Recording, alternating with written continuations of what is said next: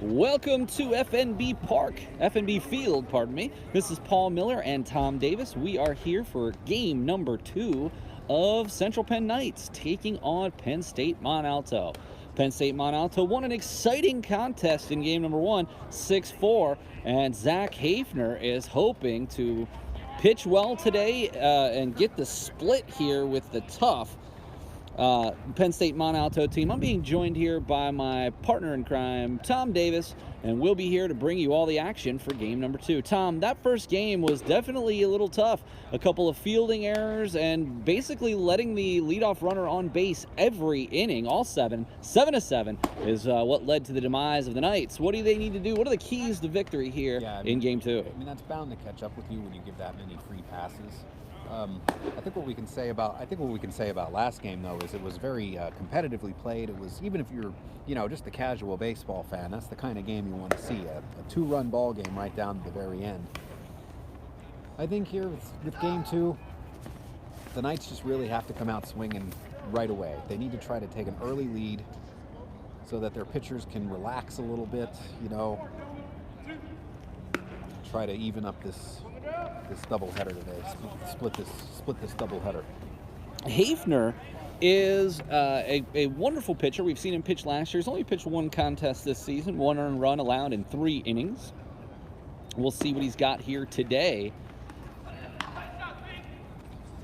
Leading off's going to be Pine. As we are just about ready to go. Jared Pine, the senior, we talked about him a great deal. 14 stolen bases. And as we look back to the first game, singled and doubled. So Zach Hafner takes the mound.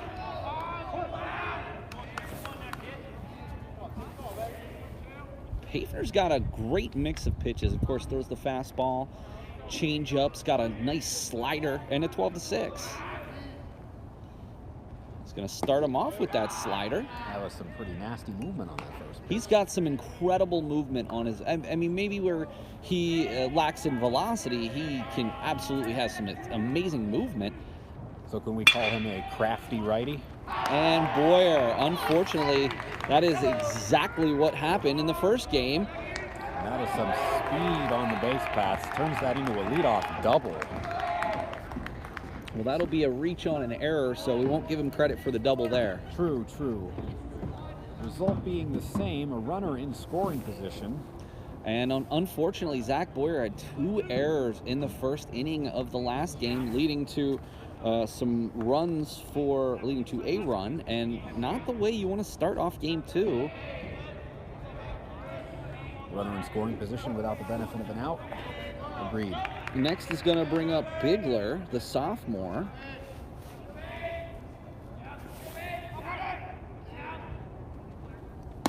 Nice pitch there. And again, with the doubleheader, of course, they do switch umpires, so we'll have to sort of go back to the drawing board on anticipating what the strike zone is going to look like. Yeah.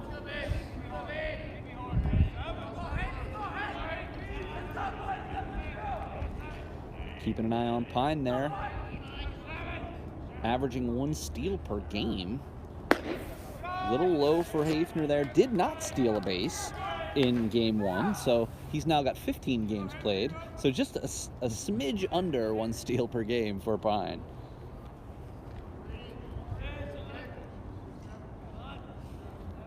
Comes the 1-1. And looks the runner back to second. The fake. Yeah, fake out.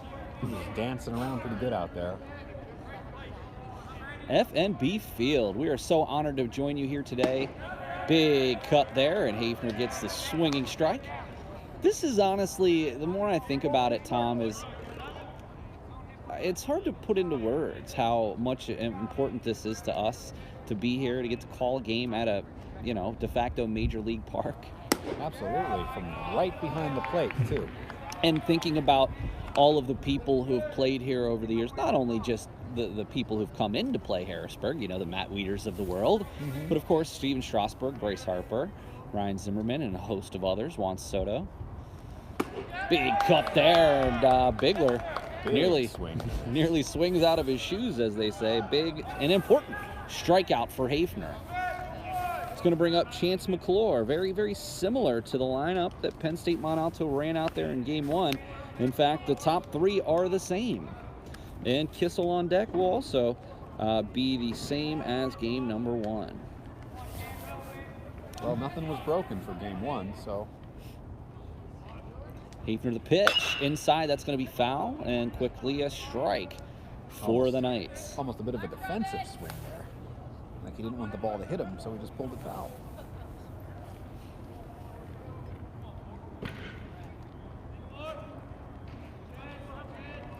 And now we get the sun coming out. It's 50 degrees, very little wind, much warmer than Game number 1, that's for sure.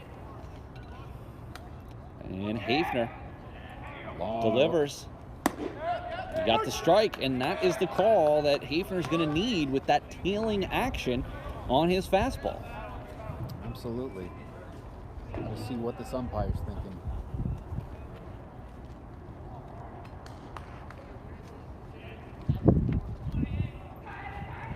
It's an 0-2 count, 1 down. Looks him back to second. Very important with Pine. Got to keep him there. A base hit will score him to the outfield. Looks like we have Kevon Davis out at third. Boyer and Zell at first. Miller also out there. And Davis cannot get it. Now he rocketed that one, so Pine won't score there. But that'll put runners at first and third with 1 away. Double play is in order.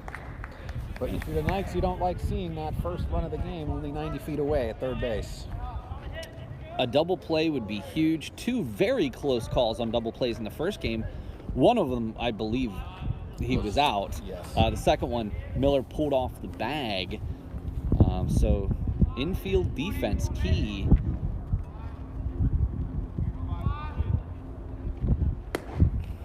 Slider outside for Hafner.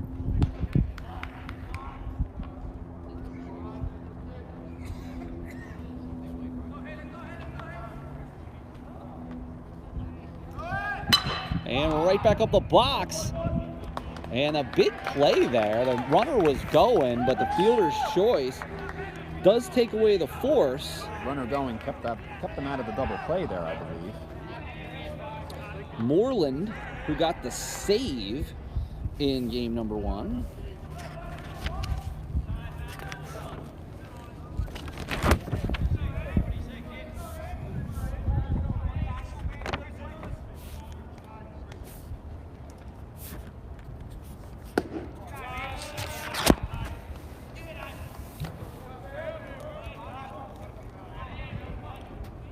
Moreland takes a ball, and it's a 1-0 count. Runners on second and third. A little high for Hafner there. Runs the count to 2-0.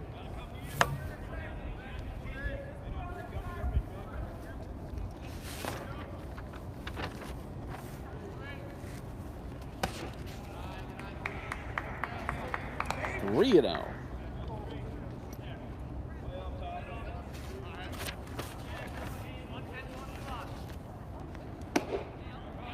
Taken all the way on that.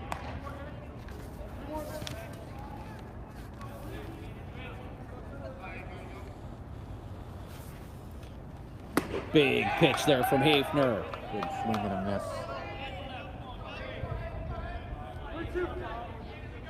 Runs the count back to full. 3-2, 2 down, top 1. Runners will be off with the pitch. And that is tailing. And that's a fair ball. And Moreland is going to drive into, and I got to tell you, 2 RBI double to kick things off. Not a good start. Letting that leadoff runner aboard for the 8th consecutive inning here for the Knights is not a good situation. This is going to be Scott, number 24. Michael Scott. It appears this is his first action on the season. Oh, pardon me. He's appeared in 7 games, hitting .250 with 1 RBI on the season. the junior outfielder for Mont Alto. Knight's trying to keep it here. Runner breaks for third. He's going to take it easily. And a pitch in the dirt.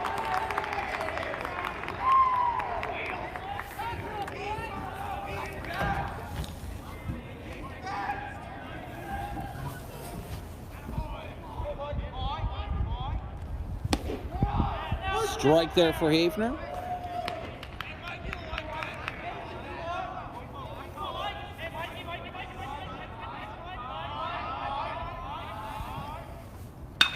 And he crushes it to right. But it is caught, and that will retire the side, but the damage has been done. 2 runs, 2 hits, 1 left, and we're going to go to the bottom of the first. It is 2-0 Mont Alto. It's hard to study when you're hungry. The college pantry can help. Central Penn College and your Student Government Association are committed to ensuring that all of our CPC Knights have access to food when they need it. Requests are kept anonymous and can be submitted online. Look for the link under the Links section of Student Central or contact Lindsay Garber, Director of Housing and Residence Life, at lindsaygarber@centralpenn.edu. And we will be right back.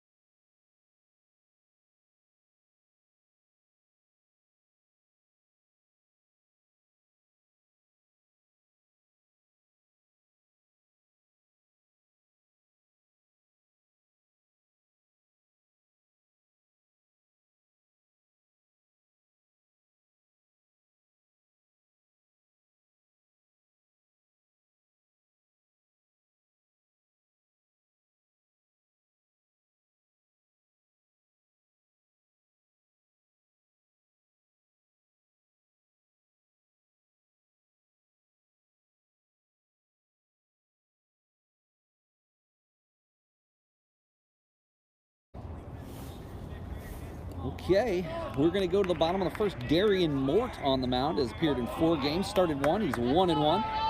7.1 innings pitched, 10 strikeouts, but has allowed 4 runs and a 4.91 ERA for Darian Mort, the lefty. Lefty here to begin the inning. Well, that's one of those situations I've never faced as a right-hander, but the whole lefty-on-lefty slider action. Zell, a very important cog to the ability of Central Penn to win this ball game. Part of the reason I think that the Knights struggled so much is Zell only reached base once in game number 1. Yeah, he seems to be quite the catalyst. He needs to be on base. Zell, the .579 on base percentage in the 5 games that we have statistics for.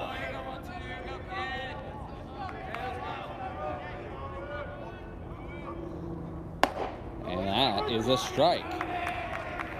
Doesn't like the call. Gives the umpire a little bit of a look there. And you wonder, maybe the consistency with this umpire might not be so bad left to right, east to west, but maybe not north and south. That's very true. What can Zell do here? 1-2 count. And that's the thing, too, about being a lefty. I mean, obviously there's a lot of platooning in major leagues, but at this level, when you've got somebody who can play, you get him in there. I wonder how much you even face lefties at this level. Right, that's a very good question. Be a very interesting question to ask Zell is to what extent does he even have the opportunity to see lefties? Yeah, I don't know that matchups really enter the picture all that much at this level. Big strike out there for Mort. That's going to bring up Roman, number 37. He's got hitting in the 2-hole this time. Roman had a couple of huge shots back in game number 1. A couple of singles. Very instrumental in the comeback effort from the Knights. Unfortunately, dropping that first game, 6-4. Down in a hole early here. Roman pops it straight back. Cleared everything.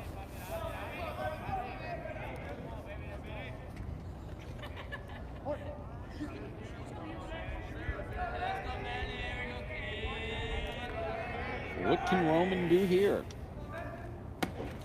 Roman on the season hitting .214 coming into today. 3 hits on 14 at-bats, 4 RBI, 4 walks, a .421 on-base percentage, and 3 steals. We see flash that speed in game 1.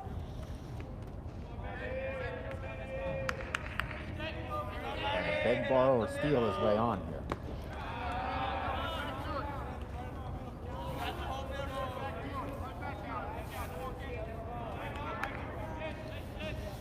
Still time to get out here for game number 2 if you're thinking about coming on your way home from work. If not, thanks for joining us here with the Nightly News Media Club. Foul tip on that one. 2-2. Paul Miller and Tom Davis here joining you from FNB Field. Game 2 of the doubleheader here against Penn State Mont Alto.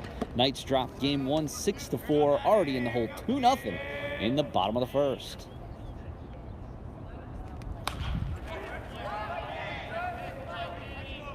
And that one's fouled just behind us. Not enough people bringing their gloves in the crowd behind us for some of these.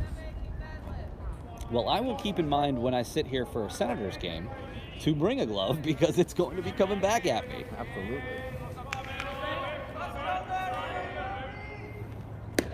And that is outside, and that's a call. I think game 1 we would have seen a strike there. I agree.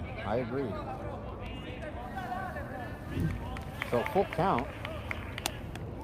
Walk is just as good as a hit here. Armstrong on deck. They're moving him up to the 3-hole. Looks like he's DHing in this game. And a shot to center, left center for Roman. So far today, Tom, he has been the most impressive hitter for the Knights. Well, I really like that swing. Nice level approach. Nice hard line drive right over the shortstop's head in the left field. Picture perfect base hit. It's going to bring up Stephen Armstrong. Again, 154 on the season coming into today, but did have 4 runs batted in. Added another 2 hits and an RBI in game 1. So Armstrong is swinging the hot bat here today. Looking to keep that going right here. And a strike right down Broadway there for Mort.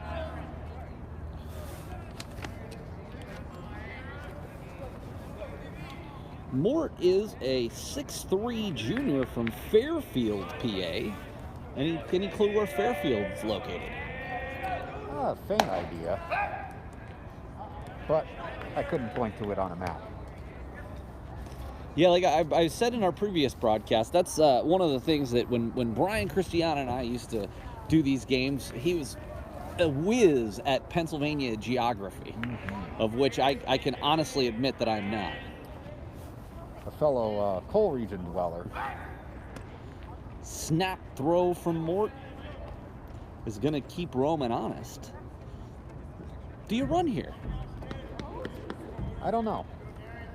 That's not the answer I was looking for. Well, you got 1 out in the inning. It's still very early. Armstrong is going to go to third.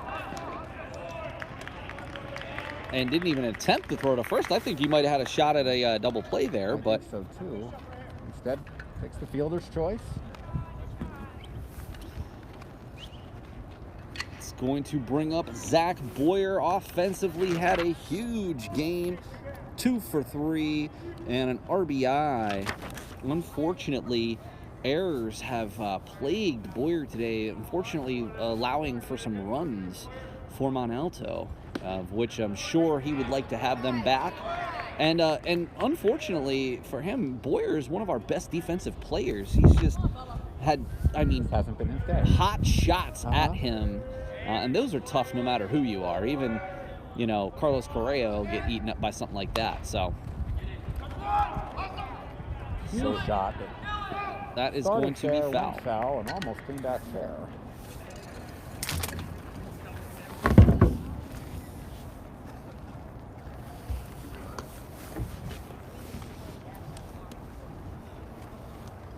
Boyer with a 1-1 count here. 1 on, 2 down in the bottom of the first.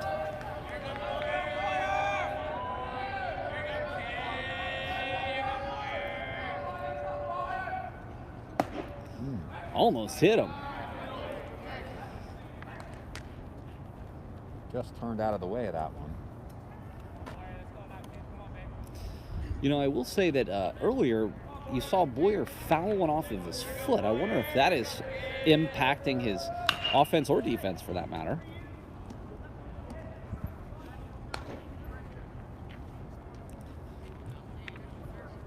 Lefty matchup. Boy, I used to love to hit off left-handers as a right-hander. I gotta be honest, I don't think I faced too many lefties. I only played up until I was about 15. Well, they definitely were more rare, but what can Mort do here? 2-2. And Boyer stays alive, just getting a piece of that one. Pleasure to be here with you this afternoon. Coming up on 5 o'clock here, local time. Pleasure to be here with you, Paul Miller and Tom Davis.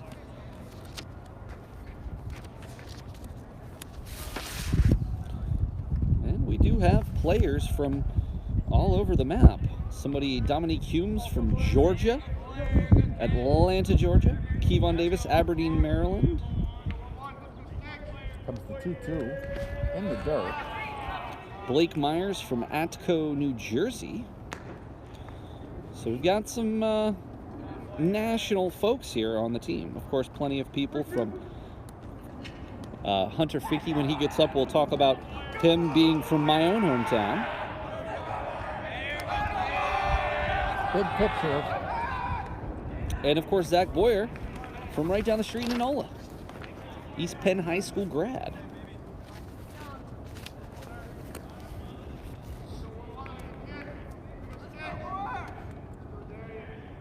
Ready for the full count pitch.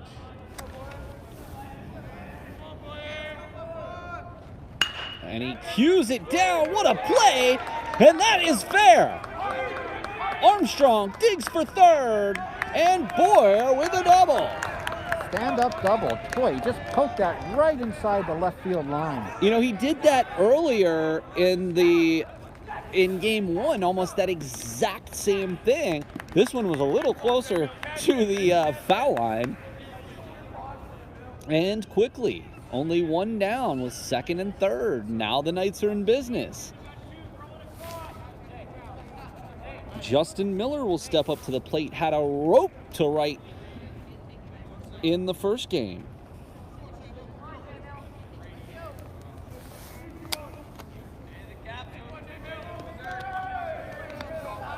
A base hit here could tie this ball game.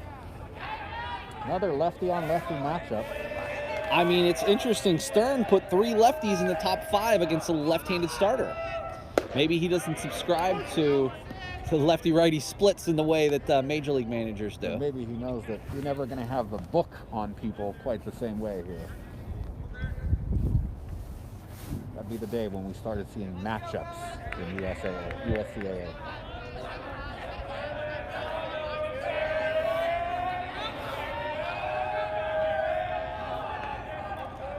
And Mort delivers, and that's low and outside. Good block by the catcher. Keep that ball in front of him. Mort has really struggled so far today. Again, it's very limited sample size, I understand that. Only 4 batters have walked to the plate, but thus far... Appears to be laboring thus far.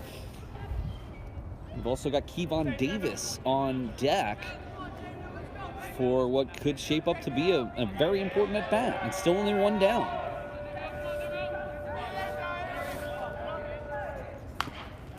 And Miller just gets a piece of that off his foot.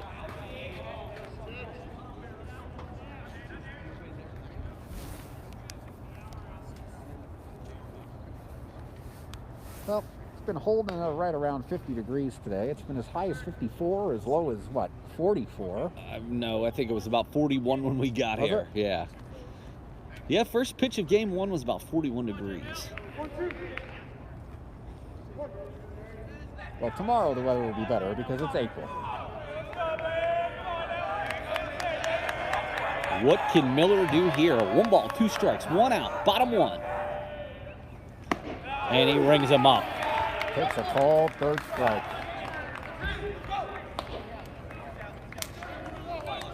We must have had our number of outs wrong because that ended the inning.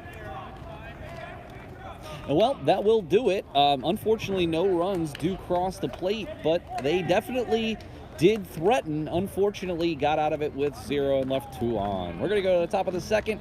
It's 2-0, Mont Alto. The Nightly News Media Club at Central Penn College is looking for new members.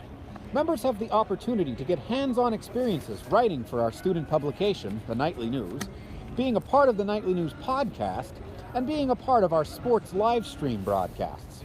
Email Club Advisor Professor Paul Miller at paulmiller@centralpenn.edu. Such a wonderful opportunity to get to work with the Nightly News Media Club. Professor Michael Lear-Olympia and I have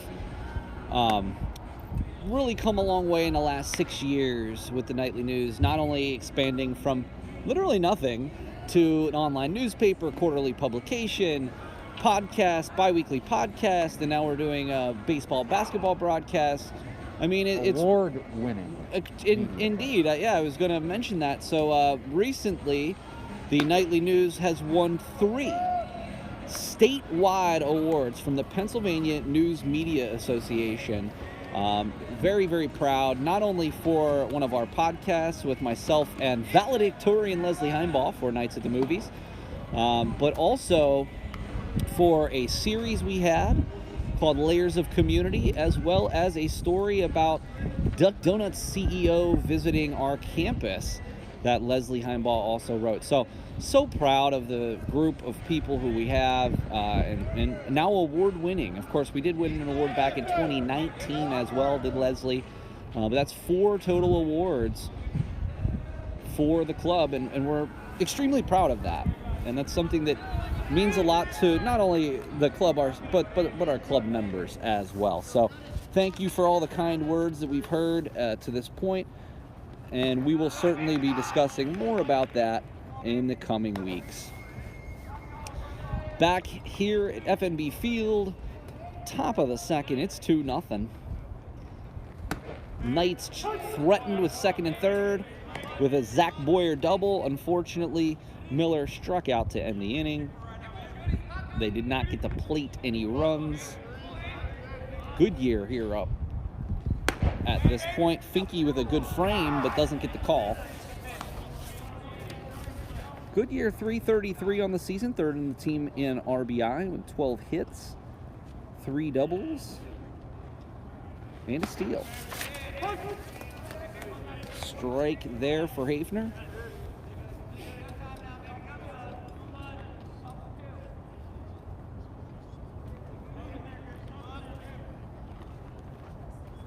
Our pleasure to be here with you on the call this afternoon. And that's one thing Hafner does. He gives you that over-the-top deliver, but he also gives you that 3/4 slot as well, which a lot of people ask why that is. Well, you have to understand the batters are looking for the ball coming out at basically the same spot. So if you are able, Finke can't quite come up with that one.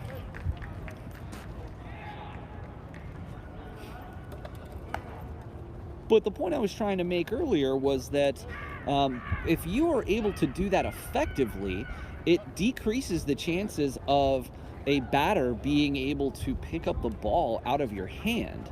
The problem is as with a lot of sports, muscle memory and repetition are so important to being consistent.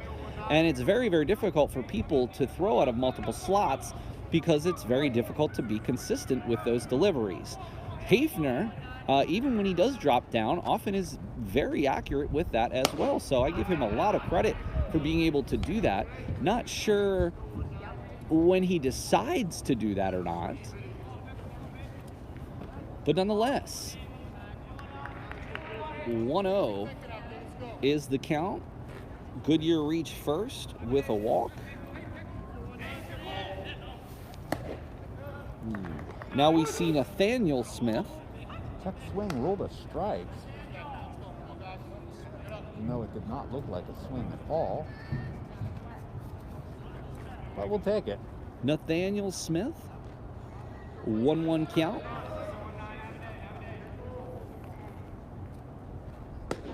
Once a new ball does Hafner.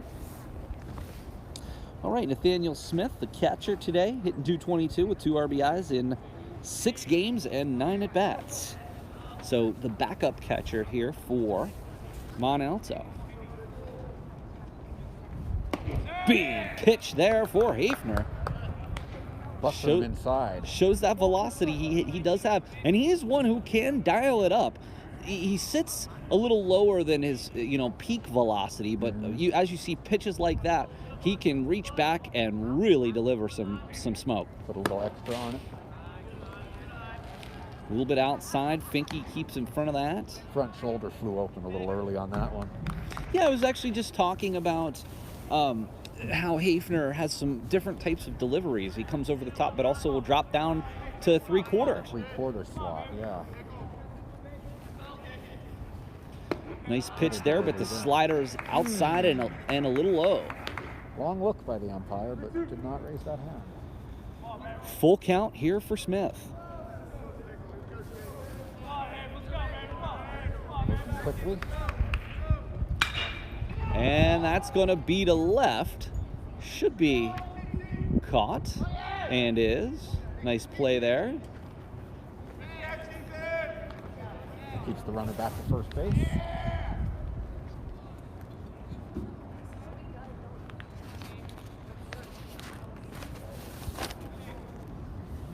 Looks like Ethan Murray out there, the freshman from Hanover.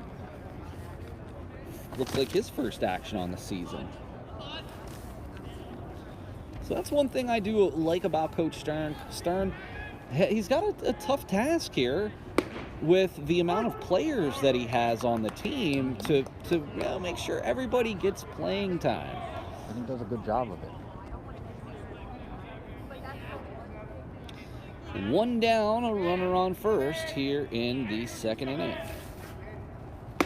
Big swing and a miss.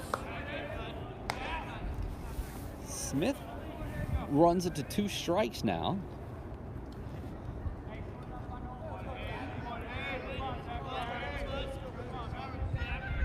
Chatter out of both dugouts. It's sort of par for the course at this point. Fouled straight back towards our shins, but we're protected. Pardon me. Smith was out. We're looking at Gavin Kissel here, number 27. Kissel on the season, a 111 average, 3 RBI. 1 down here in the top of the second. Paul Miller, Tom Davis here, FNB Field. We've got a couple of more dates tomorrow, weather permitting. We'll be here at 3 and 5 p.m. against Christendom. And the beanball there, Right off the unfortunately. brim of the helmet. Hafner, a little wild there on that one. So that'll put 2 runners on with only 1 away. So a couple more dates here. Make sure to keep in mind April 22nd, Community Night, Senior Night here at FNB Field. Free contest, 4 and 6. Hope to play some of that second game under the lights. It's going to be the biggest baseball game in the history of Central Penn College. I think is That is not an understatement. is the best way I can put it. Still 2-0 here, top two. But Mont Alto threatens again. Big strike there from Hafner. And outside of the double by Moreland back in the first, Hafner's looked good. Yeah.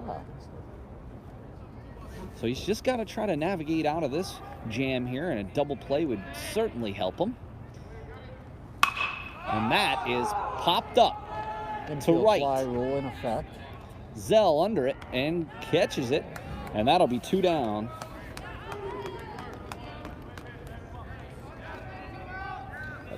Was back to the top of the order with Jared Pine. Pops out to so now we have 2 down on the inning, coming back to Bigler, who struck out in the first.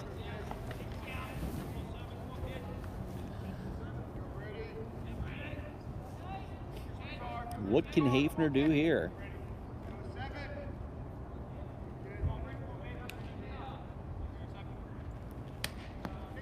And the ball gets the pass ball by Finke.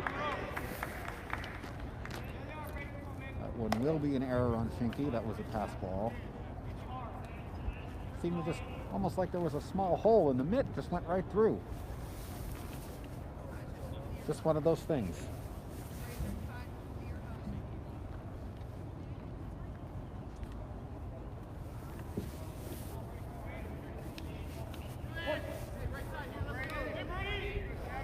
And now a little bit of a jam here for Hafner. Can he get out of it?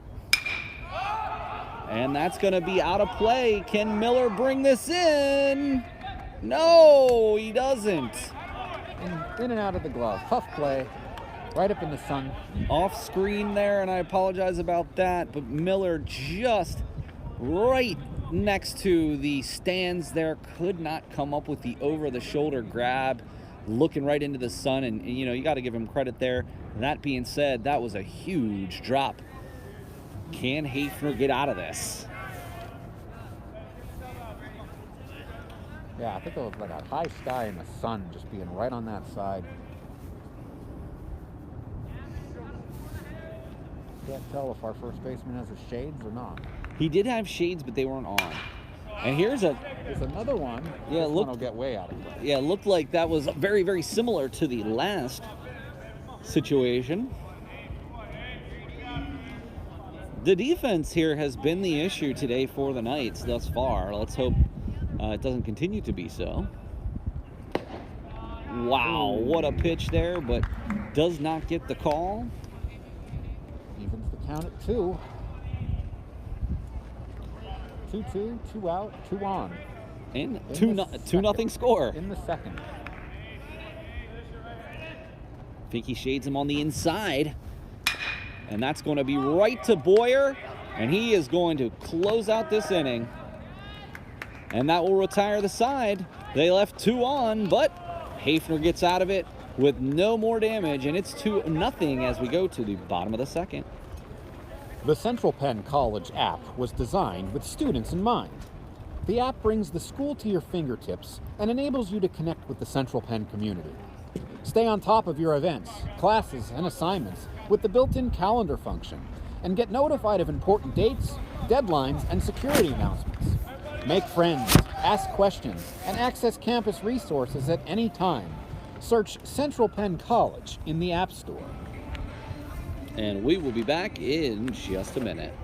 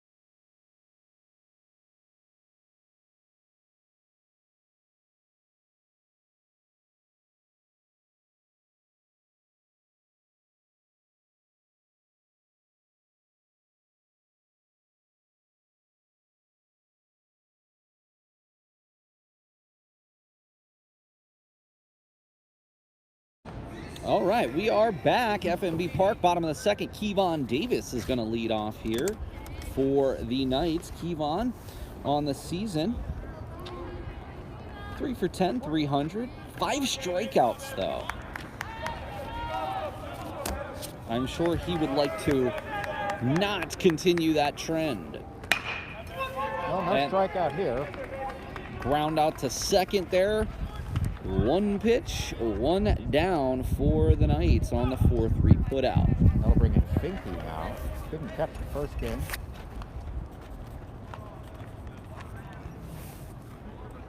He'll try to make up for that pass ball last inning. Finke 2 for 6 on the season with a strikeout.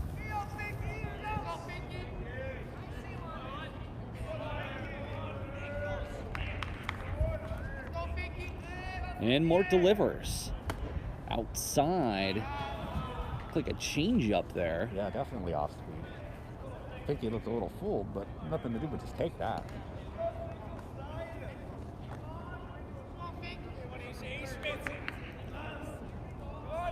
Mort delivers. That's outside. I got to be careful how quickly I pull the trigger on saying something's outside with the way that these the way the umpires the umpires have been calling things. Bottom of the second. Nice to see some Central Penn faithful here at FNB.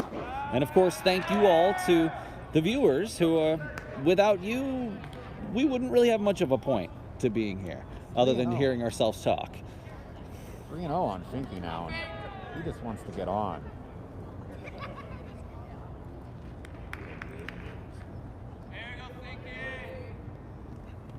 Taken all the way. Just trying to get on base for Criswell here.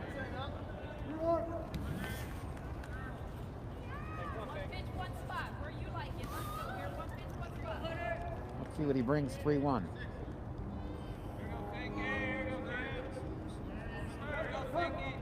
Fine.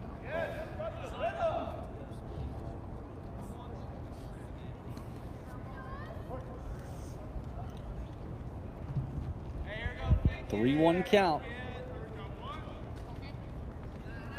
And Finke had the green light. Foul.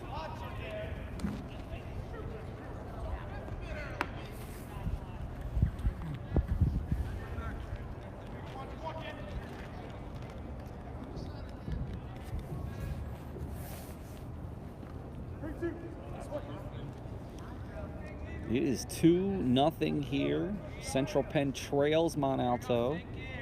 Fell to 3-5 earlier. Full count pitch. And he punches him out. Looking. And Finke'd like to have that one back. The lefty Colby Criswell, the freshman, hitless in 6 attempts in the statistics that I have.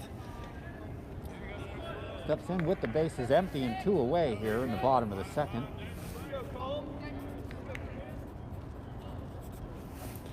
With Murray on deck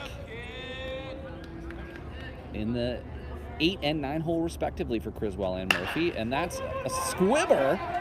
This is going to be a really tough play, and Criswell's going to leg that out for a single. Yeah, that's one of those plays that, you know, you're only likely to see like a minor league or major league baseball player make, to have both the range and the arm strength to throw off balance to first. Absolutely, yeah. Pine unfortunately was unable to come up with that, but he's obviously got the speed. But, you know, Criswell's got some speed of his own. So now we're going to see Murray. This is his first at-bat of the season.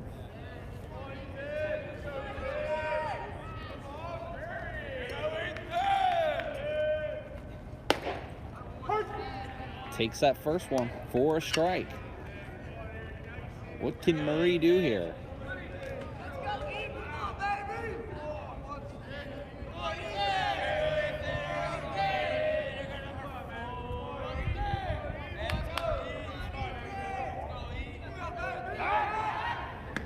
Quick throw over to first, but he's back safe.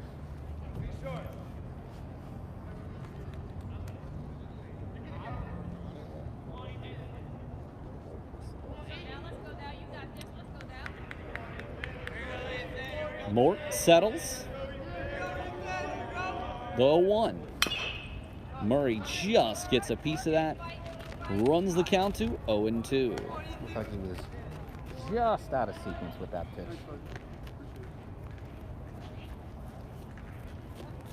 Timing was just a little off. Pitch worked perfectly in that regard.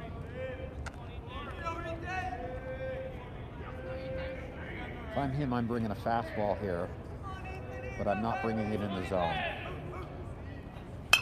And it looked like that's exactly what happened. Fastball up and away. Too close to take, so he fouled it off. Good awareness by Murray, knowing the count and protecting the plate. Griswold on first, Murray up, 0-2 pitch, and there's a shot to center. The right fielder comes up with it, and that will retire the side. After 2 innings, we'll go to the top of the 3rd with the Penn State Mont Alto leading 2-0. Tired of having less mobility and not sure why? Experiencing aches and pains that limit your regular routine? Injuries are never scheduled, but you can feel better with Select Physical Therapy. To find a convenient location or schedule an appointment today, visit selectphysicaltherapy.com. And we'll be back in just a minute.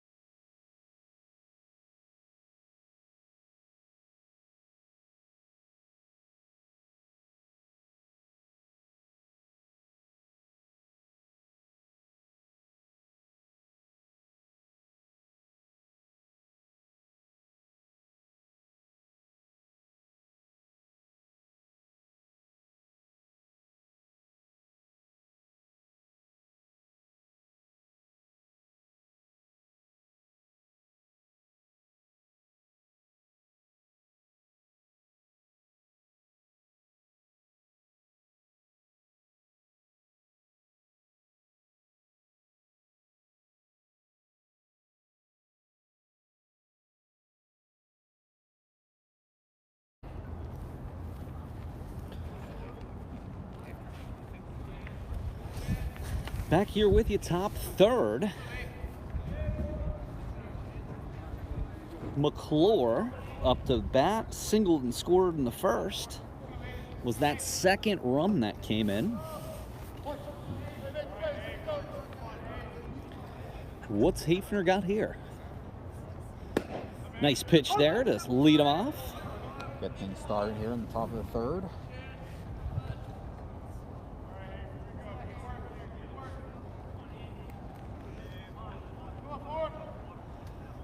Hafner the pitch, outside, ball 1.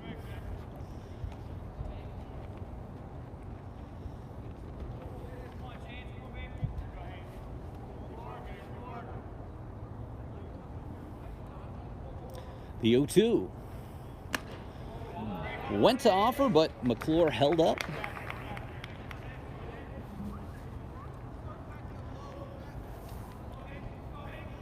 I hesitate to say beautiful, but I guess a tolerable day. Afternoon here at FNB.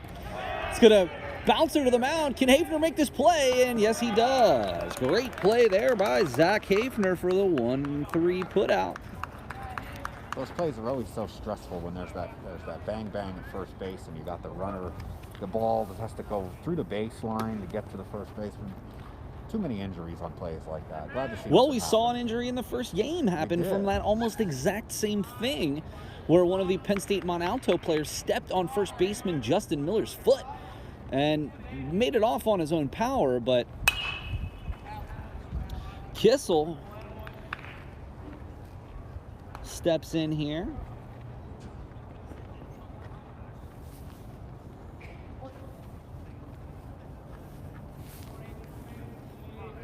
And what can Hafner do? He's pitched very strong today.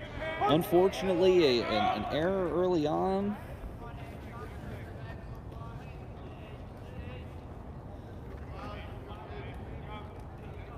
Comes the 0-2. Just low.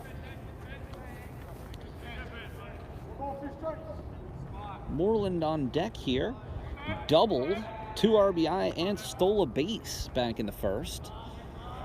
Also got the save in game 1. He's just an all-around player here today. Took something off that one. That's one thing I got to give a lot of credit to Hafner. He's a master at changing the speeds. He's definitely mixing things up out there, trying to keep these hitters off balance.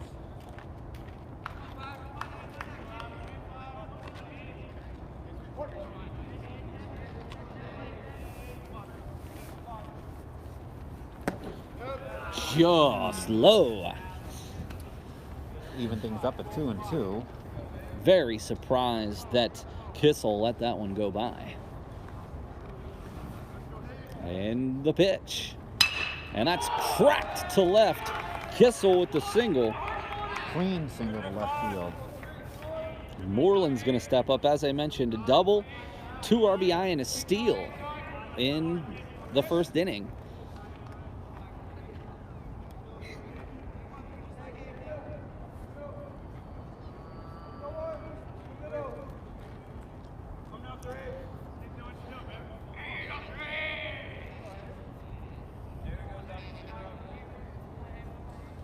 A little bit of a lead there at first base.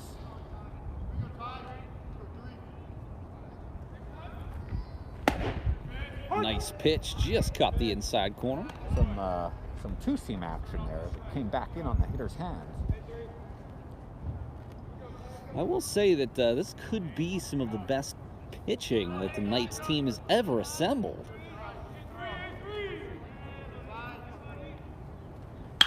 And there's a shot to left. Can Murray come up with it? He does. Atom ball to left field. So Murray with 2 defensive putouts in his first start on the season.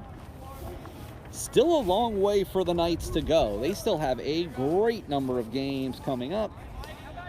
They will take on, and they're in the midst of having 7 consecutive games on the road between tomorrow and April 15th, including contests at Penn State Hazleton, Clark Summit, Penn State York, and Penn State Mont Alto. All teams who they've already played thus far this season. Changed up on him there with that pitch. They have split with Hazleton. They have not played Clark Summit, but they split with Penn State York, and of course playing Mont Alto today. So it is a tough road ahead of the Knights if they can't get out of this game with a victory. Scott and Davis gives chase. Murray gives chase. Just foul. That was dangerously close to being near the left field line there. Had a bit of a Bermuda Triangle situation going on there with the shortstop, third baseman, and left fielder. Fortunately, it dropped in foul territory. Yeah, because I would imagine that could have scored a run. Very, very much so.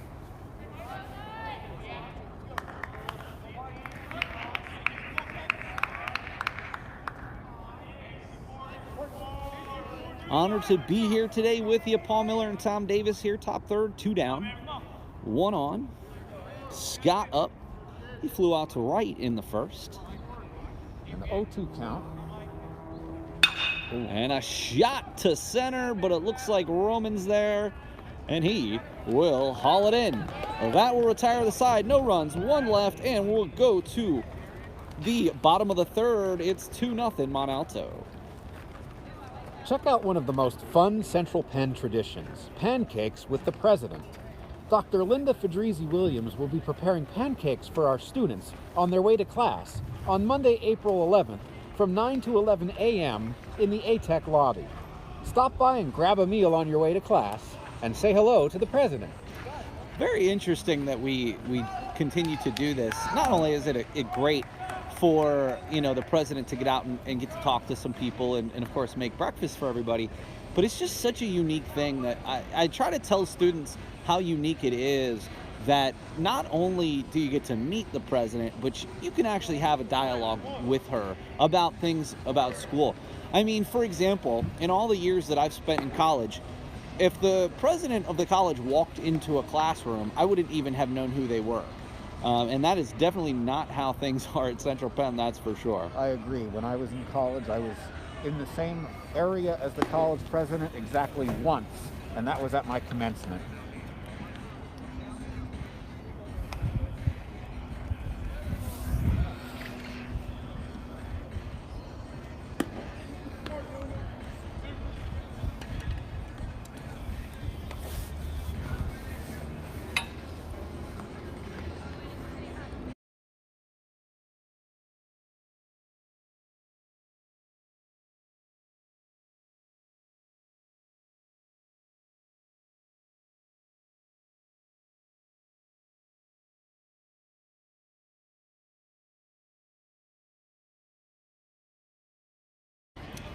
All right, we will go to the bottom of the third here. Knights trail 2-0.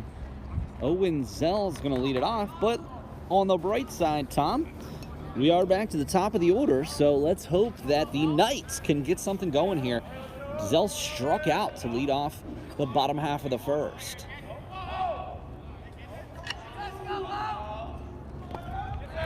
Good eye there. Yeah, nice to see him take that pitch. The last thing you want to do is start pressing here in the early going. Zell an OPS of 1079 in the 5 games on record. Good frame by the catcher, but well off a ball nonetheless.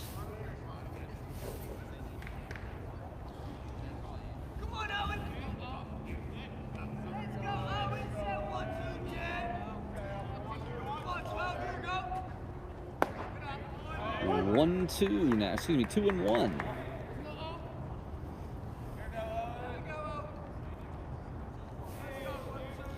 The 2-1.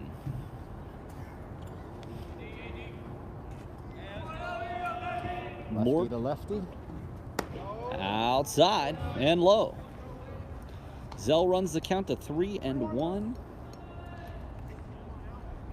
with Roman on deck. Leadoff base runner would be fantastic for the Knights. Tom, it's interesting that you say that with McClure's 1-3 out back in the 3rd inning. That marks the first inning that the Knights retired the leadoff batter. And no runs were given up that inning.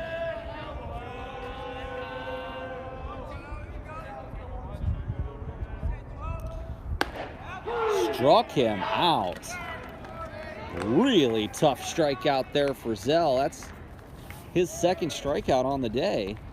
Ran the count to 3-1, only to come right back with 2 dynamic pitches for Mort. And now Roman. Big single in the 1st inning.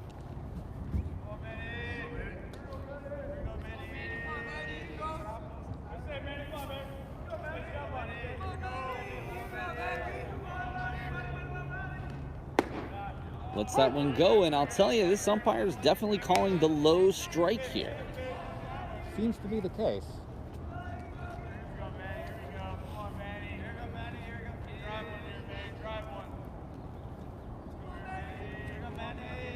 Pitcher gets the sign, working rather quickly. Just off the plate. Another one of those calls that could have kind of gone either way there. That's why I'm hesitating Yeah. to make any kind of call, because I want to see what the ump says. The 2-1. Mort fires. Low.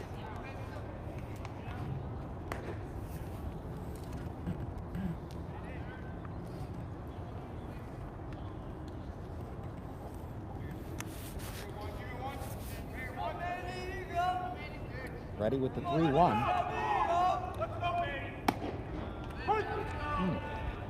That pitch from the corner again.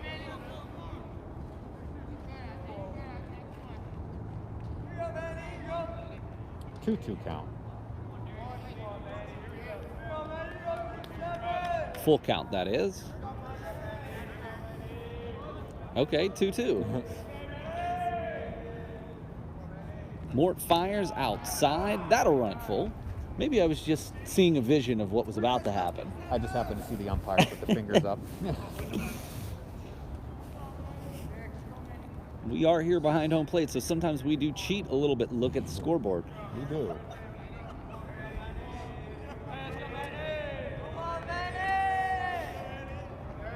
And the pitch. 3-2. That will be a walk. And Roman.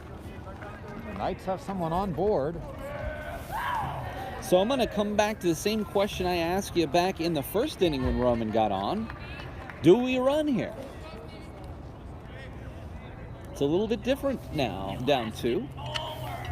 Although I suppose we were down 2 at that juncture as well. Yeah,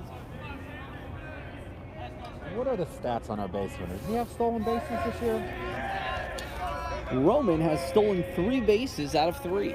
Okay, well, he's definitely doing a lot of dancing around out there. I think it's going to depend on the count. I would also point out that just from, our own observations, the catcher had some struggles getting the ball accurately down to second. In fact, this inning, when he threw down, it was an errant throw. So I wonder if, to what extent Stern and other coaches and players actually saw that and maybe want to take advantage. Also keeping in mind, this is their backup catcher, not their starting catcher. Maybe you obviously don't want to get picked off, so you got to wait until the pitcher gets set and moves home. 1-0 count is a good time to steal.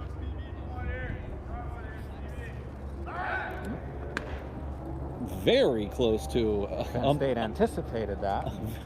Very close to moving home before he threw that to first, which of course would be a balk. Although you have to... The average baseball fan has difficulty identifying a balk, as I think do diehard I. baseball fans have difficulty with the balk. I 100%. And the ball gets squirts into right field. Roman takes a wide turn there at second. That puts a runner in scoring position for the Knights here, with 1 out in the inning, and Armstrong up in the count 1-0.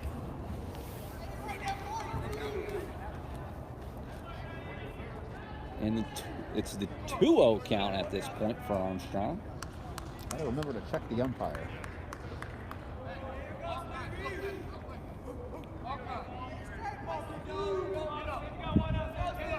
And the pitch. It seemed low, but they'll give it to him.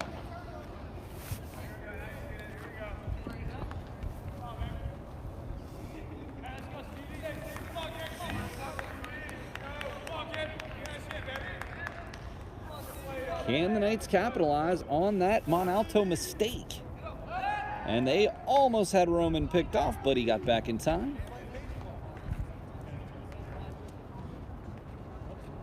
You want to be careful there at second base. Especially with only 1 down here. I mean, a base hit with Roman's speed should score him. I don't think he needs to have a massive lead. And the last thing you want is 2 down with bases empty when you had a runner in scoring position. Big cut there from Armstrong. Can't connect.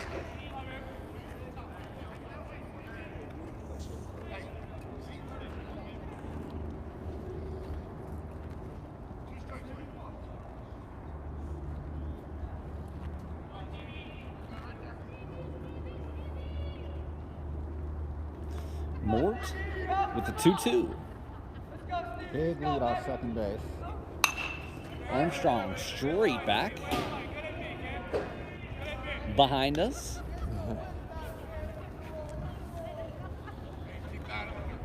Safely into the luxury box areas.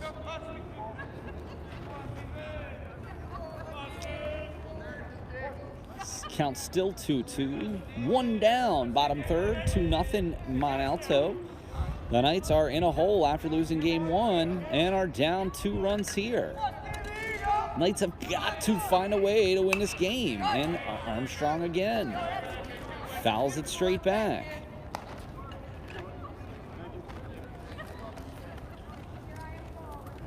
Armstrong reached on a fielder's choice in the first and was left on base with the Miller strikeout, as was the gentleman on deck, Zach Boyer. Ready for the 2-2. Mort fires outside. That's going to run the count full. And with Zach Boyer on deck, you got to believe that Mort is looking to attack Armstrong.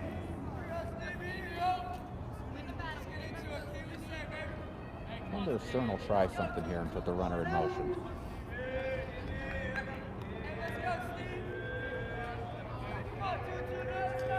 And Mort, the full count. And Armstrong pops that up, and it's carrying, and it's caught. Goodyear at first makes the catch. Just up against the fence in foul territory. Just off of our screen.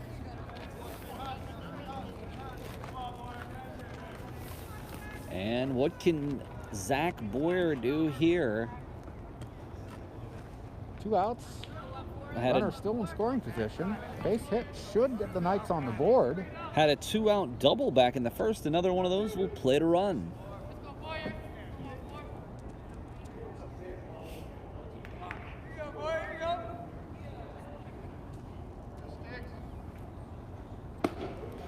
Looked like a decent pitch to offer at, but Boyer held off and quickly down 0-1.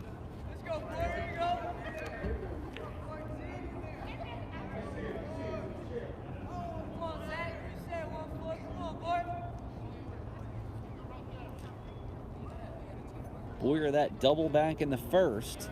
That cue shot down the line. And Boyer calls time. Mort is really bothered by Roman on second. He really is. And he really should be less so, considering there are 2 outs. You just want to get this hitter.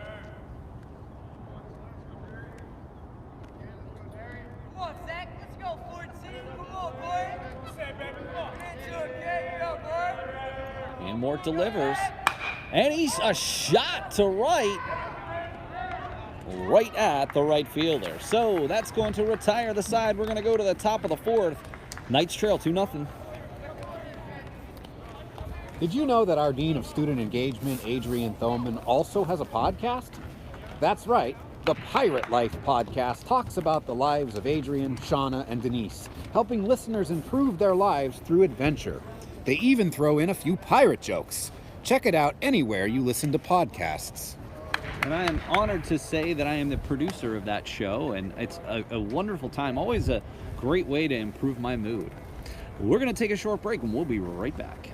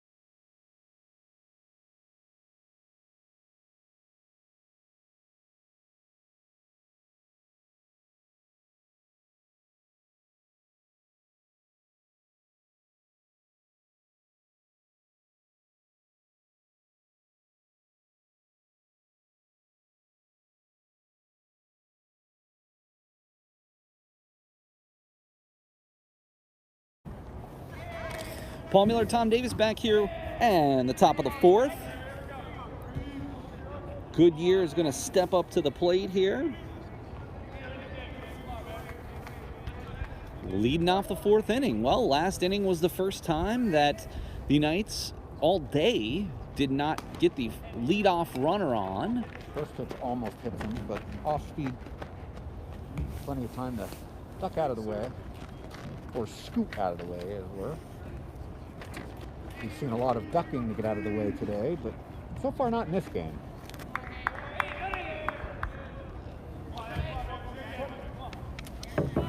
Interestingly enough, I'll continue that thought in a moment. Big strike there for Hafner. The gentleman on deck, Smith, the catcher, from East Pennsboro High School. So I wonder what his thoughts are here, considering he, went to Mont Alto, but if he would have stayed home, he could be playing here for all of his home games. Yeah. But, there's a wide variety of reasons that could have contributed to that. I just thought that was interesting. Several people from Harrisburg on Penn State Mont Alto, and frankly, from here, I'd say it's at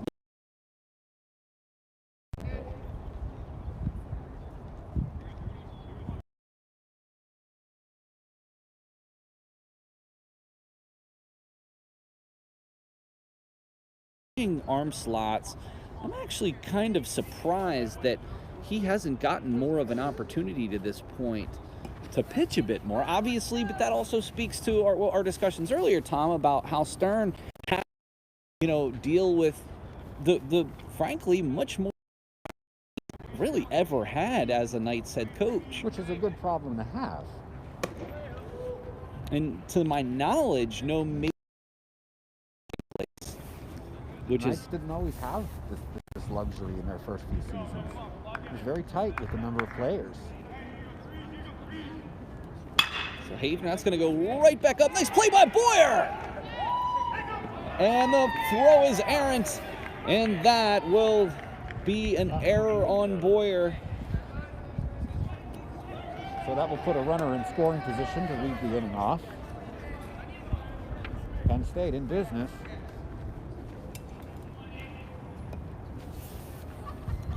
Goodyear reaches base due to a throwing error. Such a great play by Boyer. I was wishing so much that he would make that after some defensive issues today.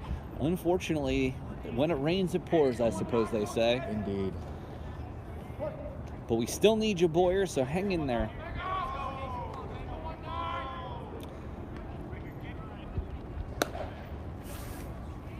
Hitter shows bunt, but pulls the back and takes a ball. So this is number 19, Nathaniel Smith.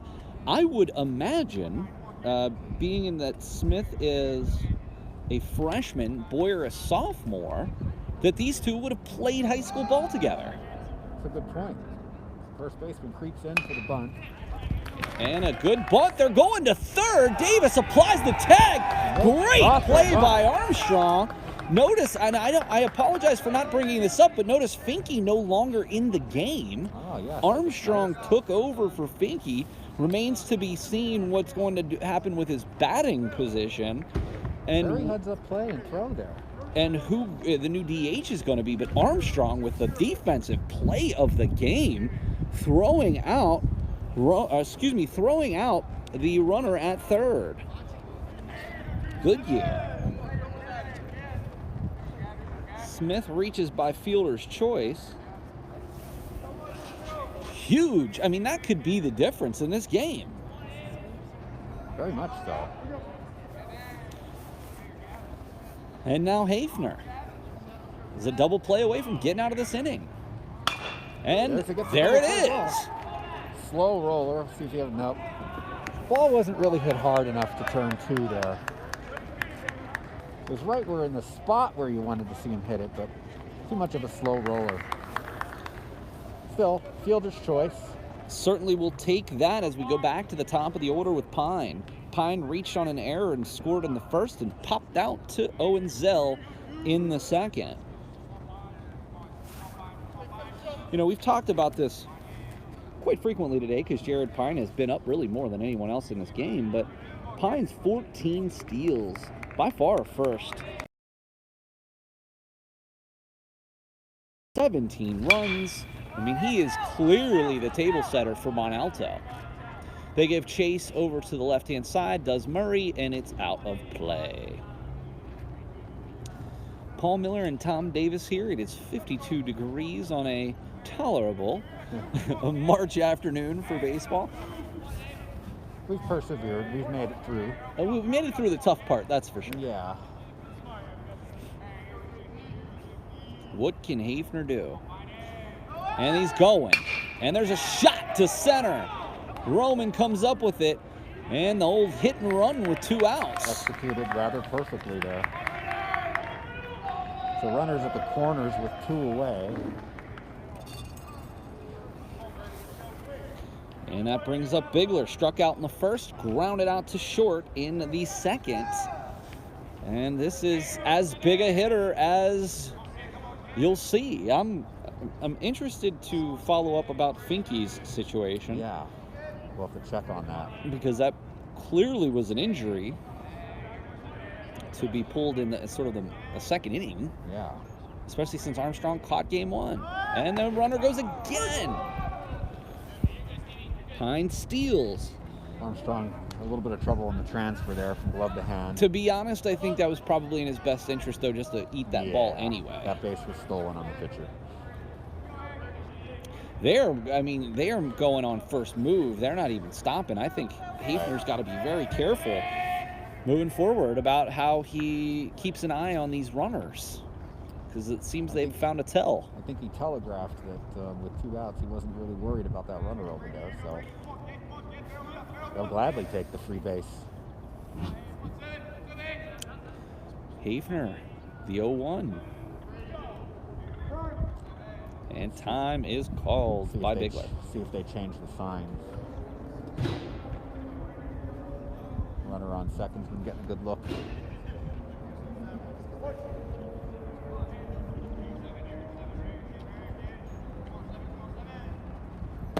Big pitch there. Runs it to 0-2. Can Hafner get out of this jam without letting anybody across?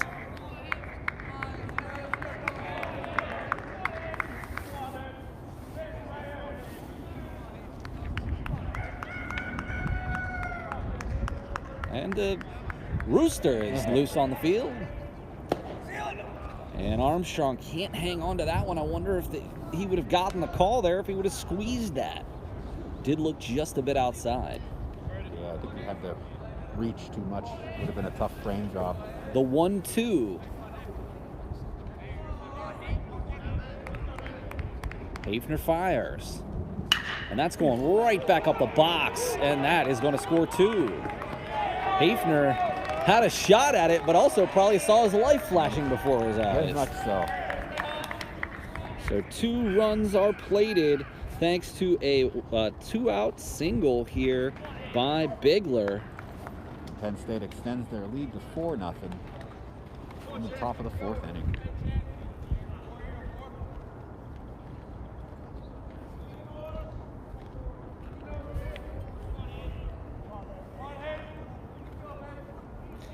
I mean, with all credit to Hafner here, he's pitched pretty well. But unfortunately, the scoreboard doesn't necessarily agree, and we're going to go to the bottom of the 4th. The Knights bats need to wake up. Let's get them. What was it back in Major League? What did Jobu need for his bat? We need to get them some of that for the Knights bats here as we go to the bottom of the 4th. It's 4-0 Mont Alto. Interested in pursuing a career in criminal justice, legal studies, homeland security, or information technology? Central Penn College offers more than 30 career-focused programs in flexible class formats, including in-person, online, and hybrid courses. For more information, visit our website at www.centralpenn.edu. We'll be right back.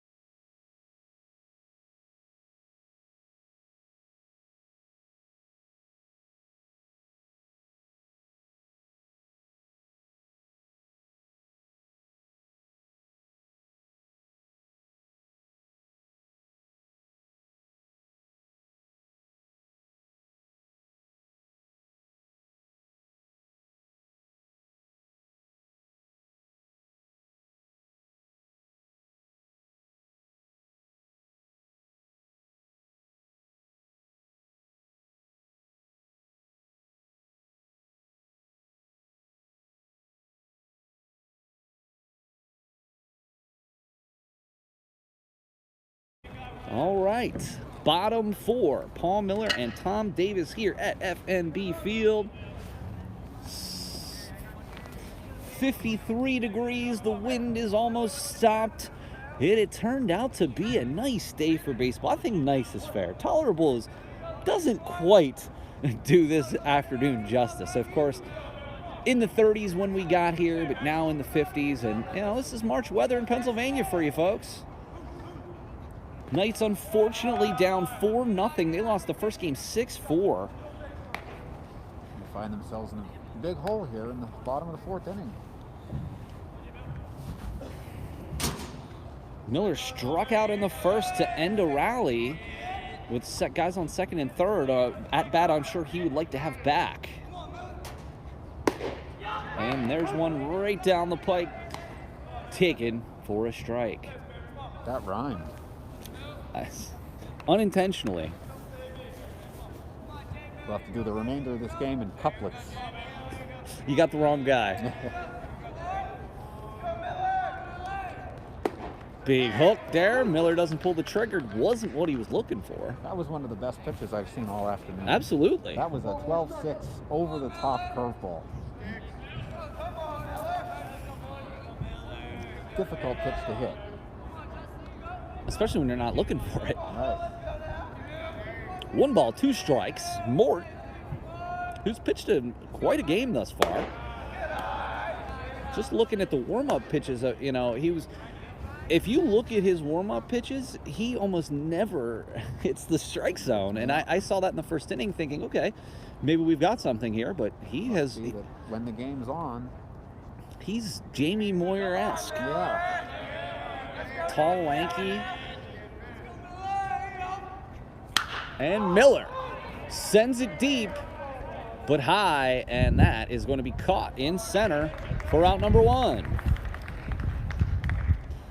Gave it a ride, but not quite deep enough. It's going to bring up Kevon Davis. Davis grounded to second back in the second. Like to see Kevon get a hit here. Kevon also one of our producers with the Nightly News, with the Central Penn Knights basketball broadcasts. It was nice to... this is a great story of what can happen here at Central Penn. Kevon was on campus for but a few weeks before he was our producer. We'd been looking for some production assistants over the past year, and Kevon came here and stepped up immediately. Of course, we'd love him on these broadcasts, but he's on the field. Maybe we need an on-field reporter next year. I'm sure we'd certainly have that opportunity if he wasn't playing. Yeah. Maybe get some people mic'd up or something like that, although... It does speak to the opportunities available at Central Penn College. Especially, you're on campus for a few months and you're already the producer of our basketball programs. Yeah. And did a wonderful job. Him and Dalton Kohler both. I didn't mention that earlier when Dalton pitched a really solid game in Game 1. Dalton and Kevon, both of our producers for the basketball broadcast, and did a fantastic job.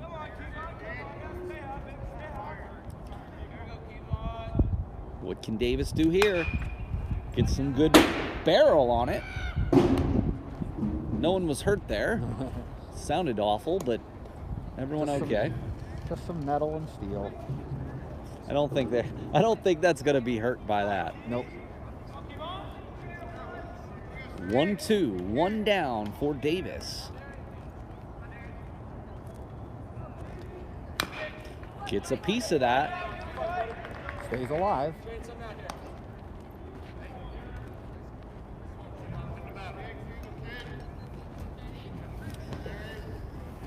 Remember, we're playing a 7-inning game here in a doubleheaders, 2 7-inning contests, which pretty much every single game we play is a doubleheader, which makes sense because of these teams traveling and certainly being able to use FNB Field. We want to try to maximize that.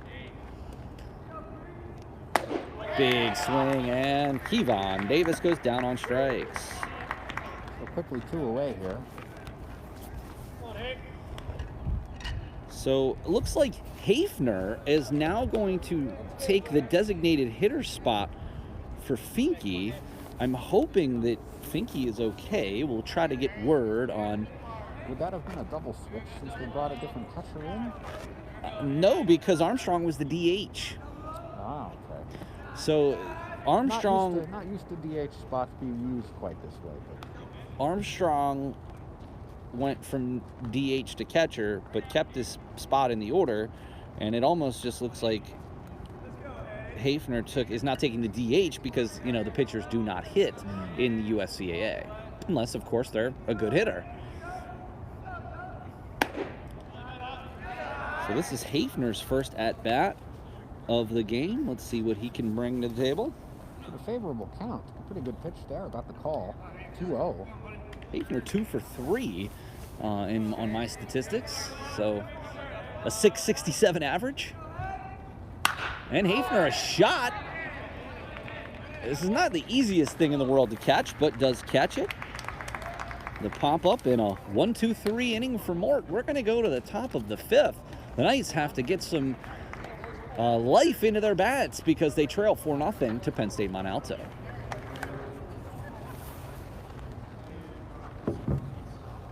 Interested in a healthcare career? Central Penn offers 2-year programs in physical therapy assistant, occupational therapy assistant, and medical assistant, as well as a bachelor's program in healthcare management.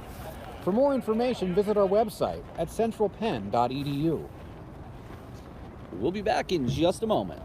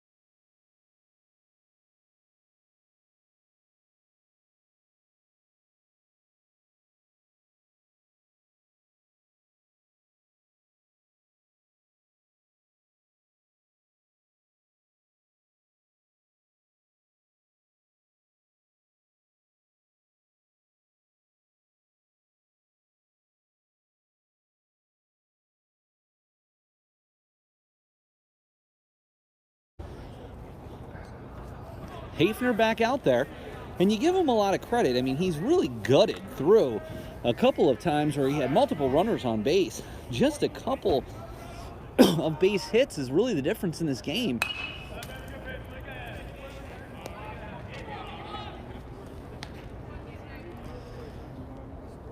Quick 1 strike.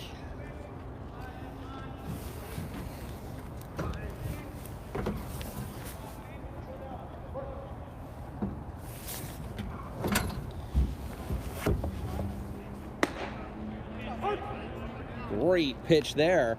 Quickly 0-2.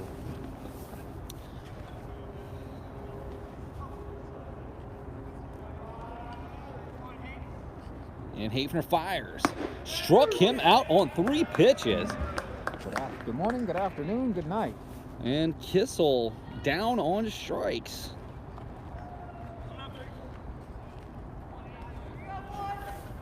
It's going to bring up Moreland. Doubled in 2 runs and stole a base back in the first and flew out to the to Murray in left. It's going to be out of play behind us. I always turn just to look for the ricochet. I'm just going to hope that you alert me if a ball is coming my direction. I'll get you. Or somebody is going to alert me. I will say, I have been hit by a foul ball here. Have you? Yes.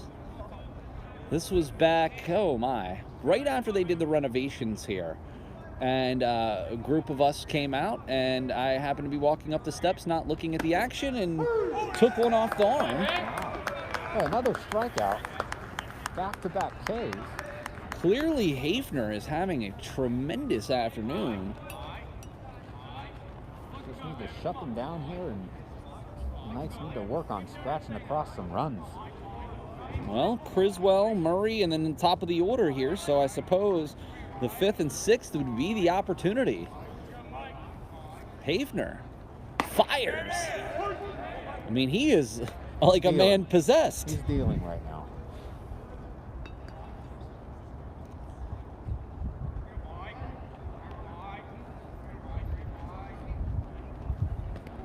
And I hits think him. Maybe we jinxed him there, Paul. I was actually just about to say he was on target for a perfect inning. Does hit Scott with the pitch there. That brings up Goodyear.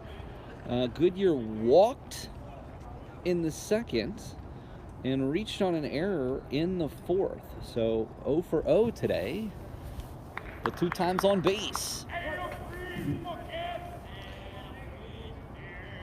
Can Hafner battle through that hit by pitch?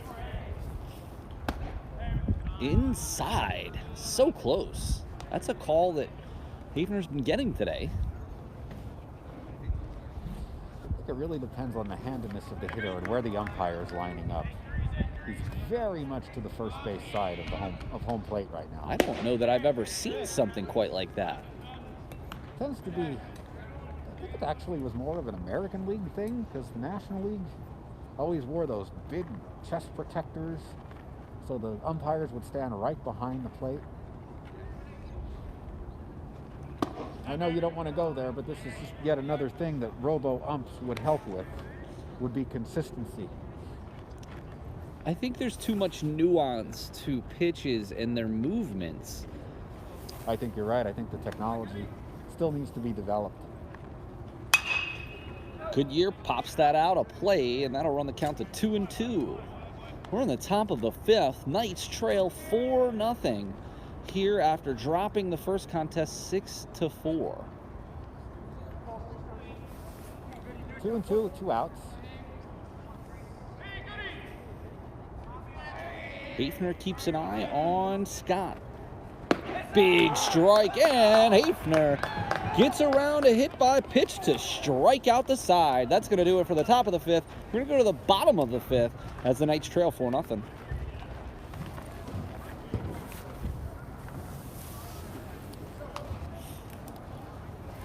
Central Penn College continues to roll out short-term certificate programs, both credit-based and non-credit, that enable students to gain valuable, skill-specific knowledge.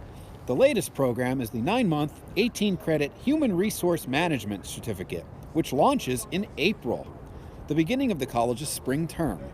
To learn more, go to centralpenn.edu/HRM. And we will be right back in just a moment.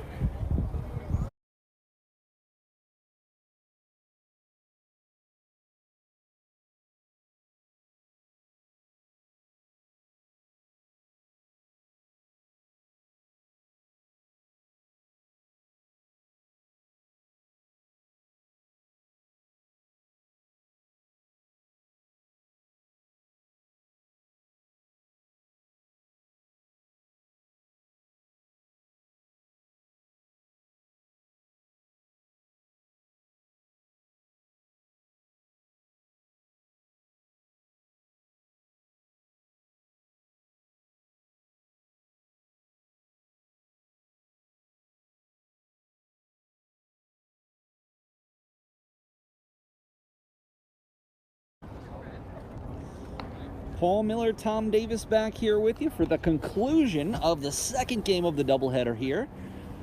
4-0 Knights trail going into the bottom of the 5th.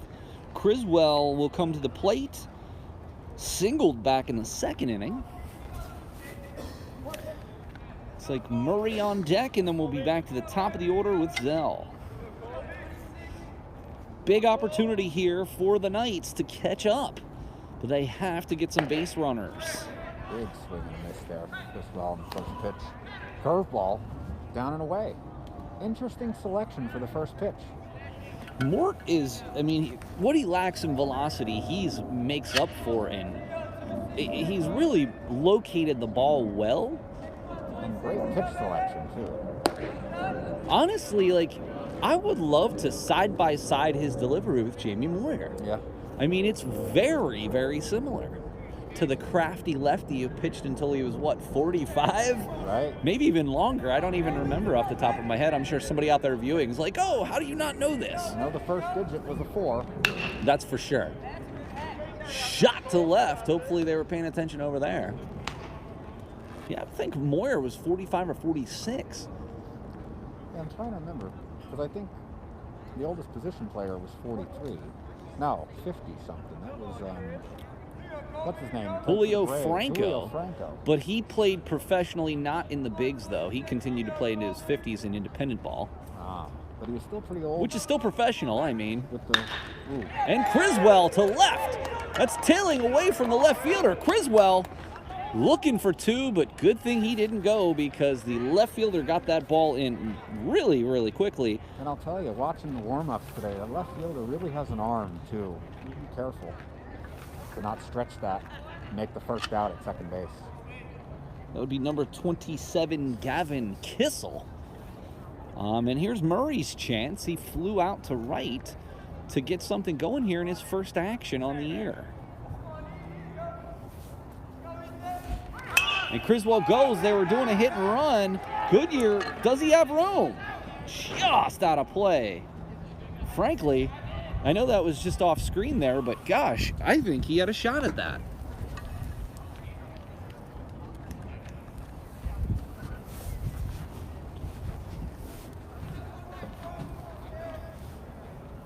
Quickly a strike to Murray. Tell you, not a lot going on the score sheet for the Knights today. 4 hits, no runs. Haven't brought more than 4 batters to the plate in one single inning. Quick kickoff attempt there. Back with a head first dive. As a scorekeeper, these are the kind of games you like.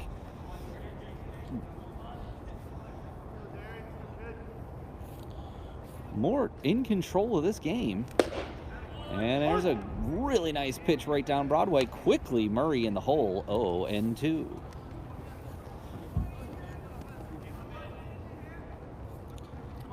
Wonder if we'll see the runner in motion at first base here to maybe try to stay out of a double play.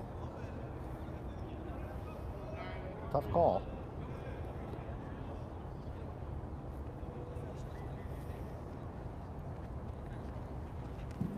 Big cut.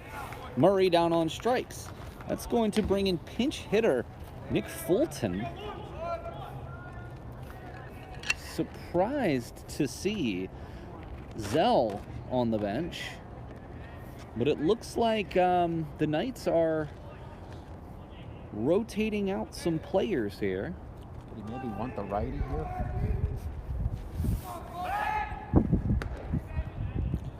Criswell back to first. With the right-handed hitter, you don't have to worry about pulling. You can still slap the ball to right field through the open hole. It's a very interesting insight.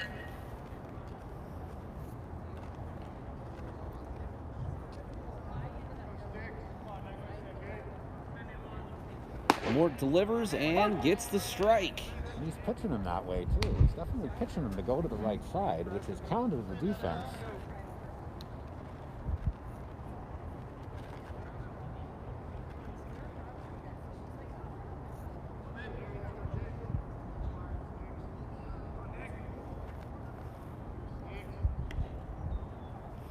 Mort fires, and there goes Criswell. And a good throw, and that is going to do it for Criswell. Quickly 2 outs, and I got to be honest, the time is running out, down to 7 outs for the Knights to get off the schneid here without having to push any runs across the plate thus far. Interesting also to see Roman now for Anderson in the on-deck circle. So interesting maneuvers here by Coach Stern.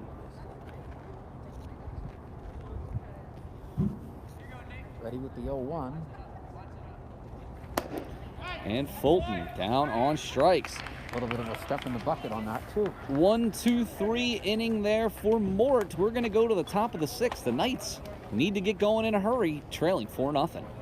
Did you know that Central Penn College, unlike some institutions, doesn't charge any type of fee for applying? It's absolutely free. Go to our website, www.centralpenn.edu, to apply. We're going to take a short break, and we'll be back in just a minute.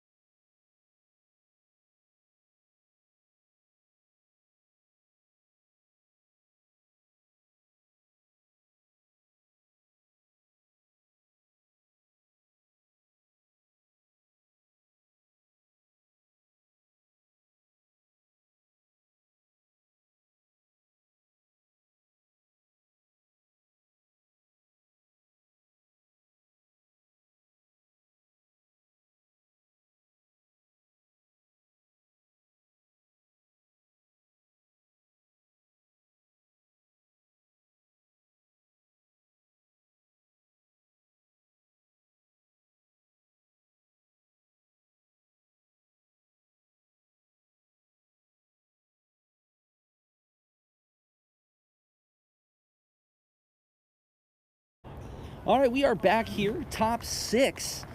Hafner still dealing. You're going to see Smith.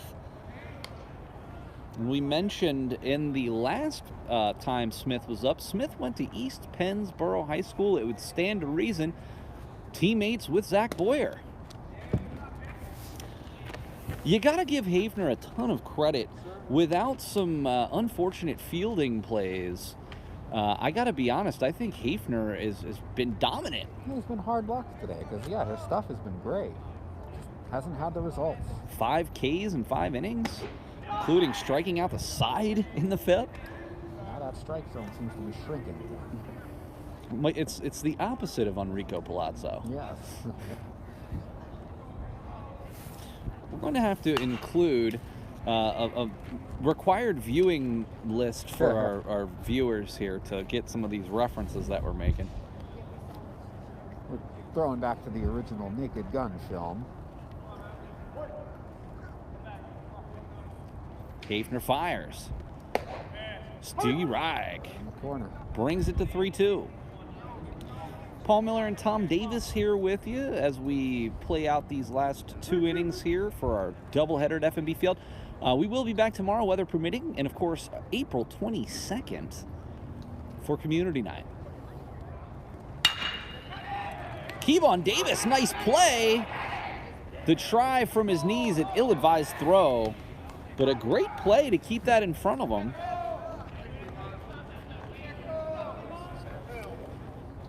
And Smith with the base hit. Brings up Kissel. Kissel hit by a pitch in the 2nd, reached on a fielder's choice, and scored in the 4th.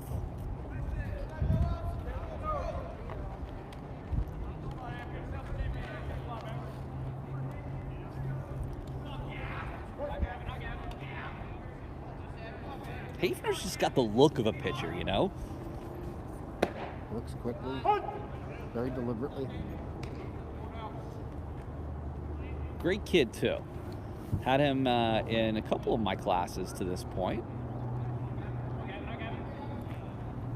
Big cut there. Quickly 2 strikes. And I guess that is something I hadn't really noticed until the last inning, is about the pace with which he works. Yep. Just keeps an eye on the runner. Delivers. Armstrong looked like he got the worst of that. Our pleasure to join you here from FNB Field, the home of the Harrisburg Senators, the AA affiliate of the Washington Nationals. They will actually kick off the season, I believe, on April 14th here at FNB Field. So be sure to go to senatorsbaseball.com for more information on tickets. Come back out here and join this unbelievably beautiful stadium. And Hafner, what a play! Miller down. Not exactly sure what happened. I think he was trying, he saw Hafner coming, and he tried to get out of his way. And I think he just face planted. But he's up, and he seems to be okay, and that was a fantastic play by Hafner. Got to give him a ton of credit there. Yeah, the only thing you'd be worried about there was like any appendages, but he got up, all those were okay. Just an ugly face plant.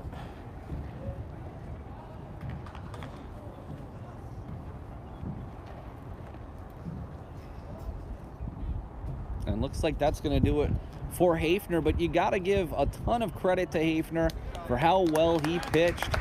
5 1/3, 4 runs in, but it was a really incredible effort, and you got to give Hafner a ton of credit for how well he pitched. But Hafner will call it a day after 5 1/3. Looks like Adam Hoover is going to take the mound. Does not appear that Hoover has pitched in any ball games this year.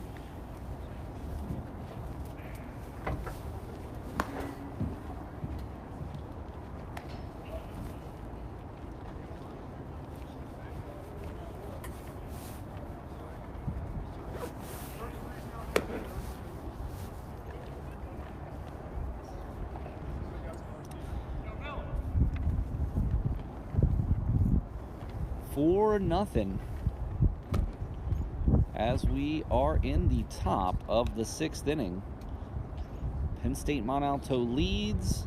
They've been on fire lately, and you can see why. They play the game at all different areas. They've got tremendous pitching, solid defense, great hitting, timely hitting, can run the bases. It's really quite impressive what Mont Alto has been able to do. Hafner with a gutty 5 1/3. If not for some defensive issues in the first and some defensive issues in the fourth, both by a couple of errors, that led to those runs coming in. So defense is definitely something that Coach Stern and the Knights need to consider moving forward. Combined 5 errors between the two contests. That's definitely something I'm sure Stern will be wanting to clean up moving forward. Adam Hoover here is going to come in and take over for Hafner.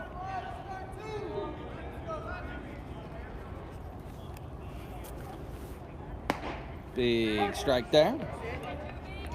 Back to the top of the order with Pine.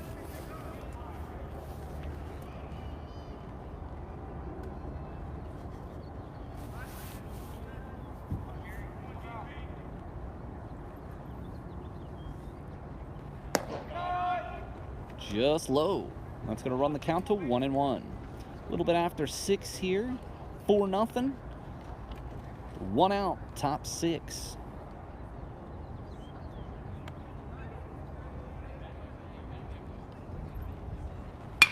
And that one is laced into center.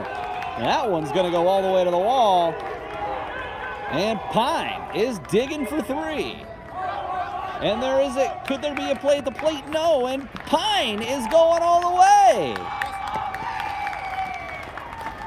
A triple and an error there for Pine, and that makes it 6-0.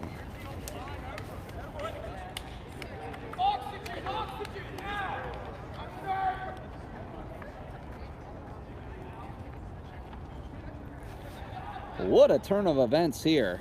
Hoover allows the shot to Pine into right center field, and Pine gets all the way around for a triple and scores on an error.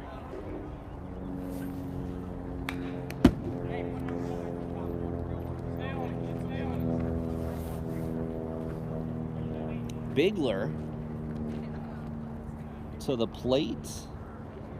Singled and had 2 RBI back in the 4th. Hoover fires. It's going to be out to second. And that's going to retire Bigler there.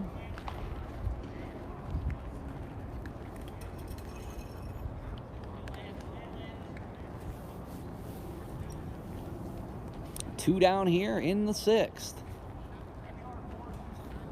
McClure comes to the plate.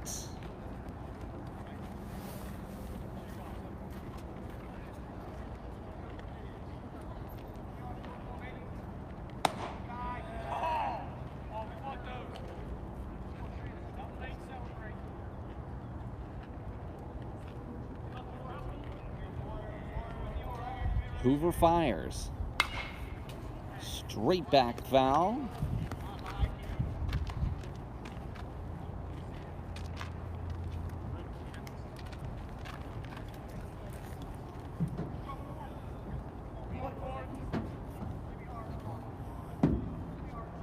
Two down here, and Hoover fires. Fouls it off again. McClure staying alive here.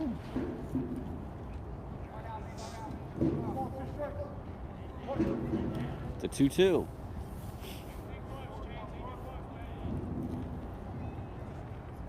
Just off the plate.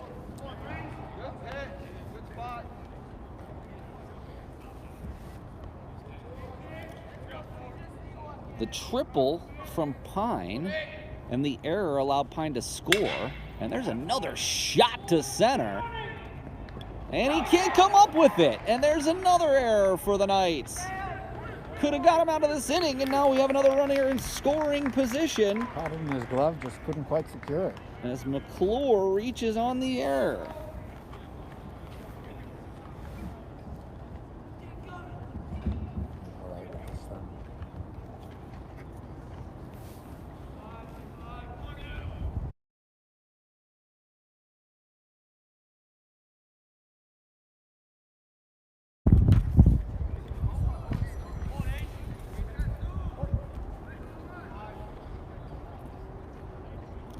Can Hoover get out of this inning?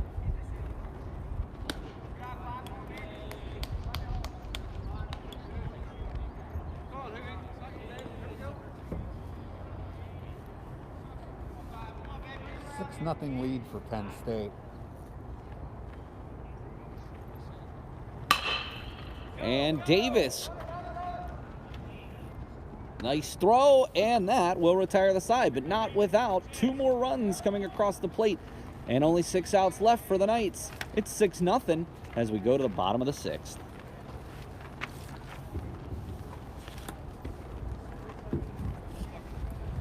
For the 6th straight year, Central Penn College earned the military-friendly school designation. Currently, Central Penn has over 50 students who are either veterans or who are active in the military or National Guard. The Student Veterans of America Club is accepting new members. Students must be veterans or active military to join. For more information about the club, contact Club Advisor Dan Garisi at 717-728-2367. We're going to take a short break, and we'll be right back.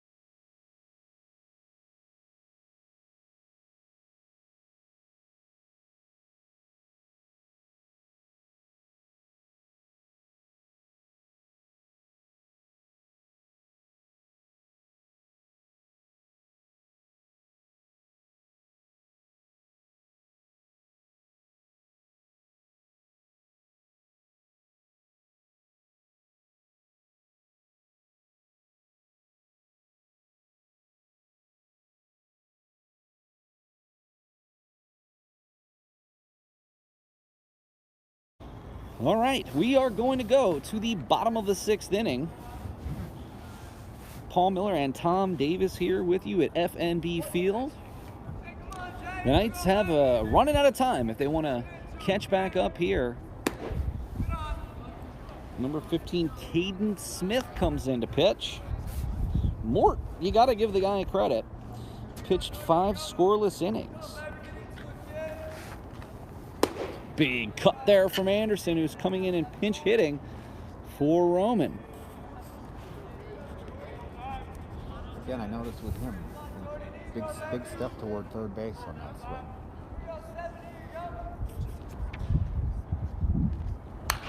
Straight back.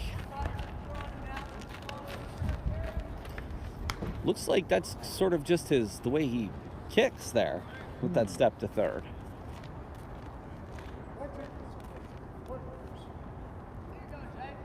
See him trying to square himself off here now. The pitch from Smith. Big hook. Just inside. Center fielder not pleased with that one.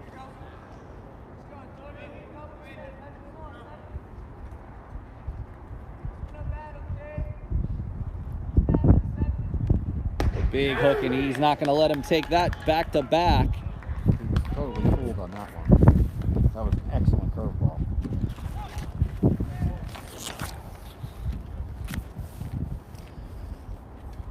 Armstrong's going to come up to the plate.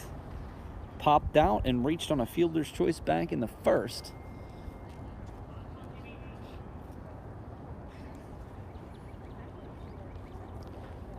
Smith fires. Strike one. Smith's got quite the live arm here. I'll say. He's been popping that mitt. And then breaking off a curveball.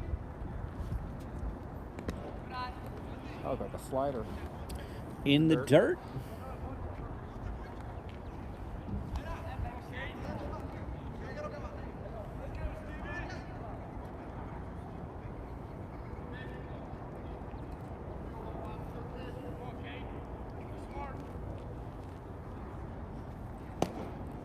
The pitch, down and away.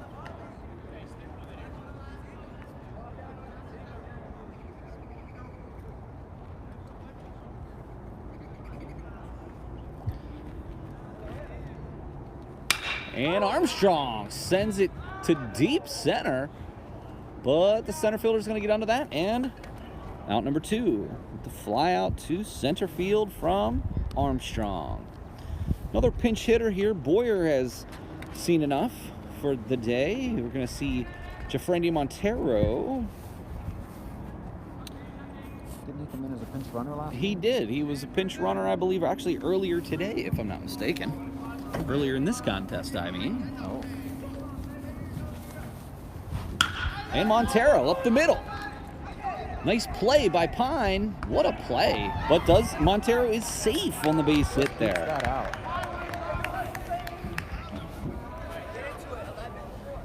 Mont Alto not super happy about that, but what are you going to do? Pinales will come in for Miller.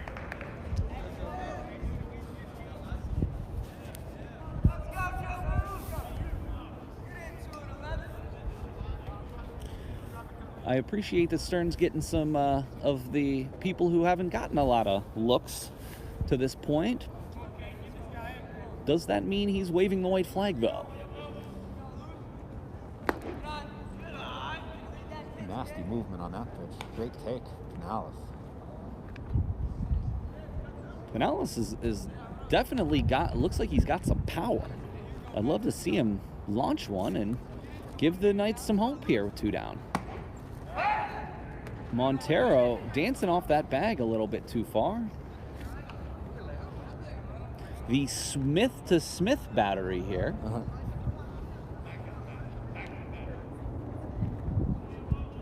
don't know how many times that's happened in baseball. Well, Smith, I'd imagine probably a lot. Especially with Lee Smith. Right. Because did he throw to a catcher named Smith? I'm positive he had to have at some point in his near 20-year career. Although you got to be honest, I can't think of, other than, Dodgers Will Smith. Well, I don't think of. None of them coming to mind for me either. Yeah, I don't think of too many Smiths who were catchers. But now we're really getting down the rabbit hole here as Pinellas draws a walk, and Kevon Davis will have a chance to do something here. Grounded out to second in the second and struck out back in the fourth. Davis looking to get off the schneid and get going here this season. 2 down, a base hit should score a run. And that ball caught the outside corner. Smith with the strike.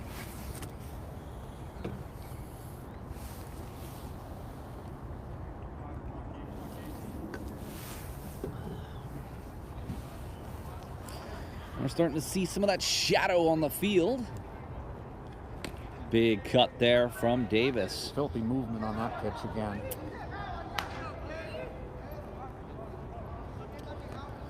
Well, if the score holds, the Knights are going to move to 3-6.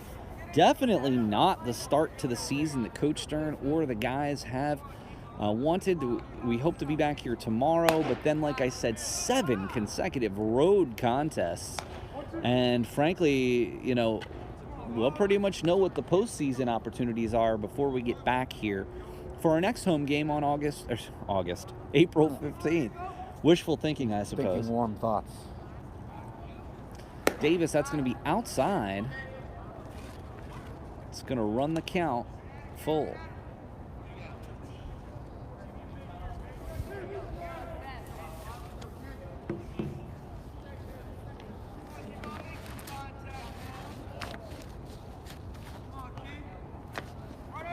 Runners go. Cue shot from Davis. And it looks like Montero's going home. What a play. And that'll go down as an RBI for Montero. Or excuse me, an RBI for Davis on this cue ball single. Third baseman kind of just forgot that there was a runner behind him there. Didn't really look to pick the ball up quickly. Central Penn will squeeze home a run on that.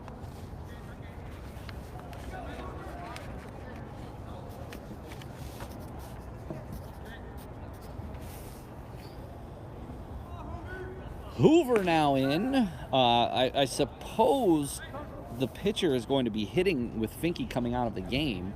Hefner hit. Now Hoover is going to hit as the pitcher.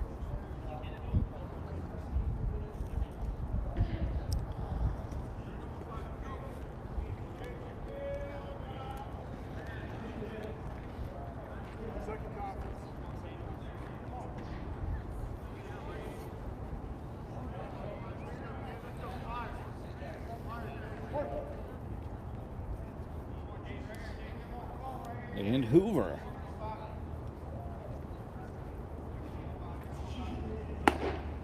D-Rag. Hoover takes on that one. 1-1. Smith.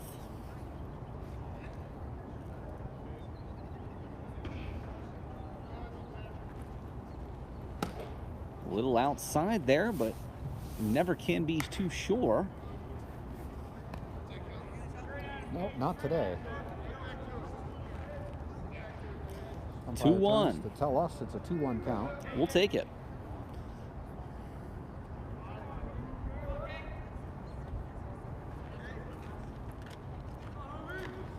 The 2-1, a strike. Runs the count to 2-2.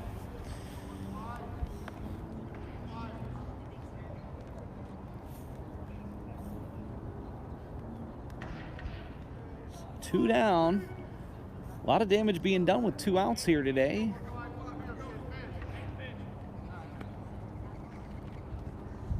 High and tight. Hoover already took one to the noggin earlier. Good count. Runs the count full. Runners will be off. A base hit could score at least 1 as the Knights try to claw back here in the bottom of the 6th. And they got Hoover swinging, and that's going to do it. But the Knights do get one run across, and that's a positive step. And we will take a short break and be back in just a moment.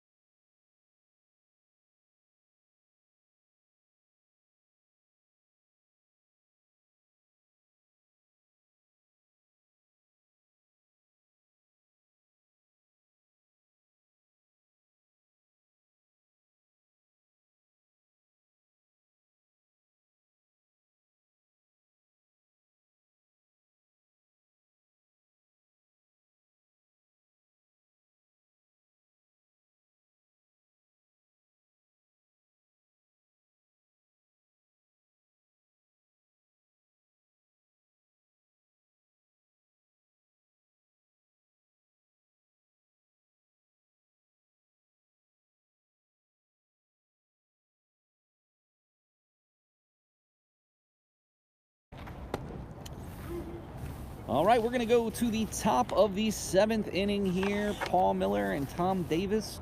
Tom checked out for the 7th inning.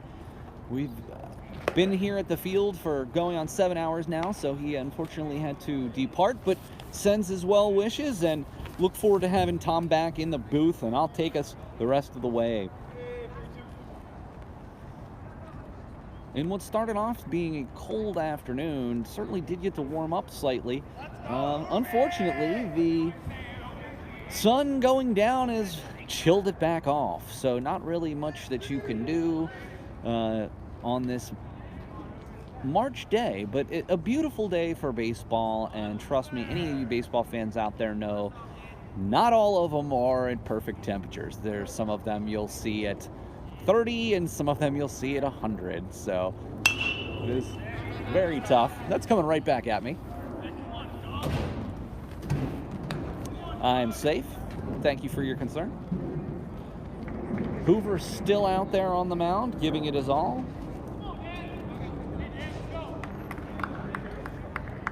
And it's 6-1 here. Chopped to third. Nice play there from Richard.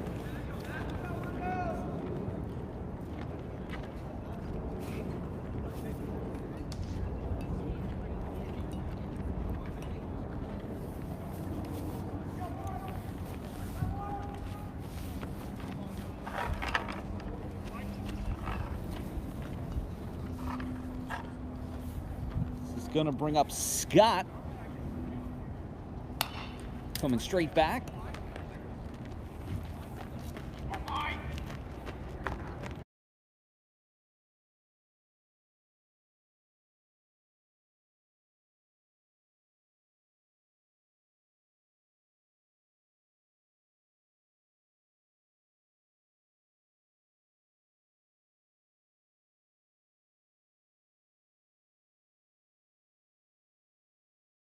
And Penales. Nice play there at first as he comes in for Miller. Quickly 2 down for Hoover. As the Knights trail by 5 with only 3 outs left to make a move.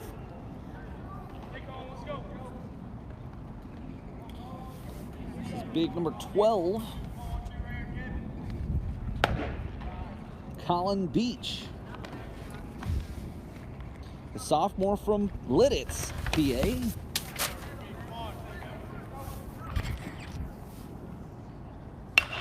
Shot to center field. That's going to get down. It was a nice play there by the shortstop.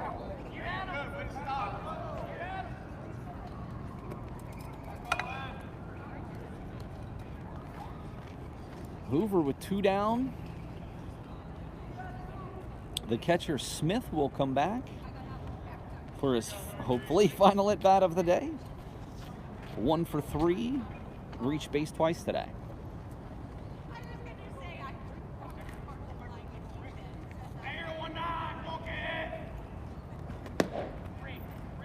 And outside for Hoover.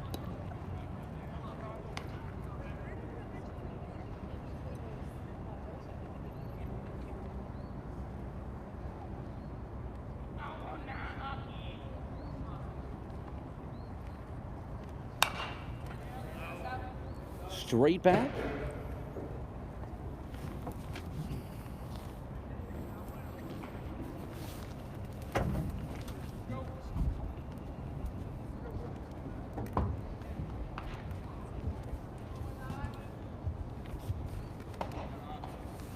Big cup there.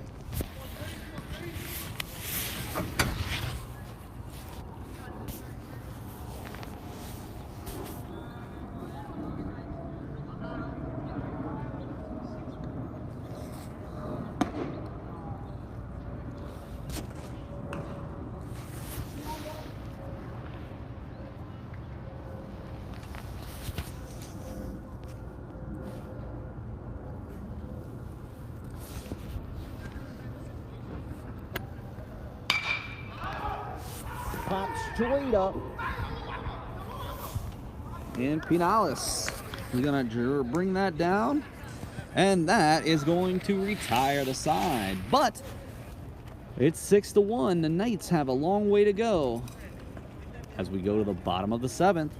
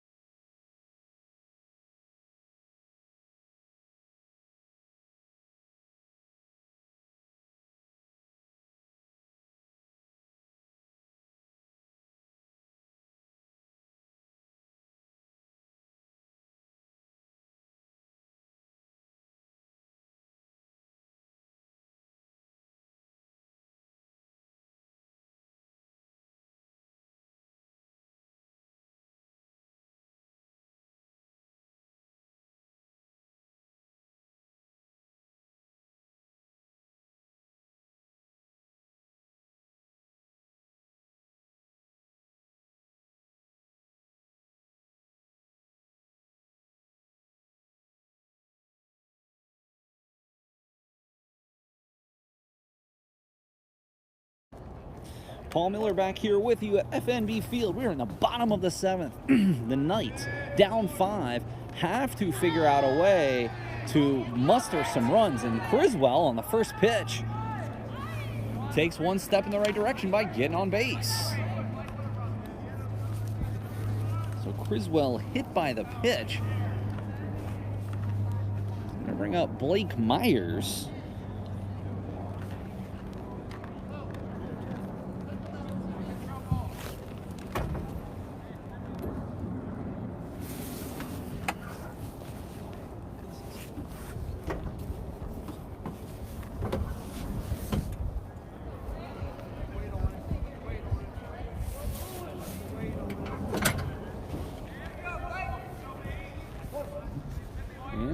Myers steps in. Criswell with the hit by pitch.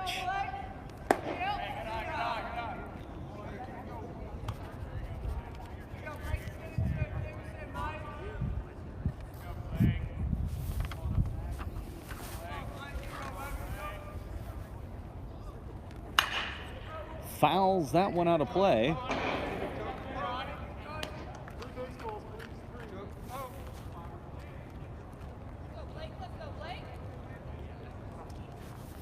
My pleasure to be here with you this afternoon.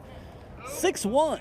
It's been a tough sled. Hafner gave it his all, but unfortunately some fielding errors allowed some runs to come across for Mont Alto. Blake Myers fouls it off yet again.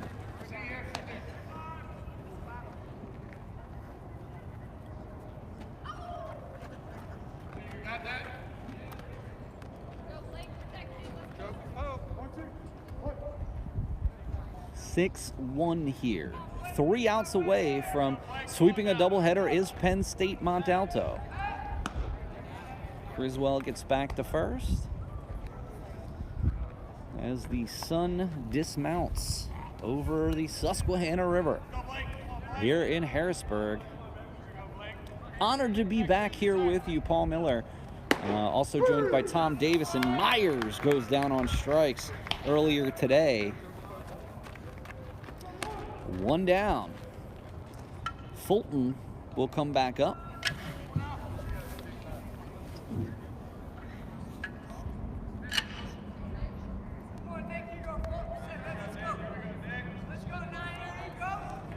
And Fulton just outside, but takes a strike.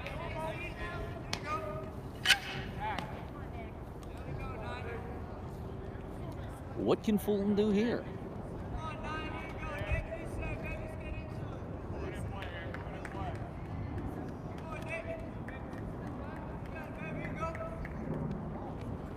Big cut from Fulton. 2 strikes.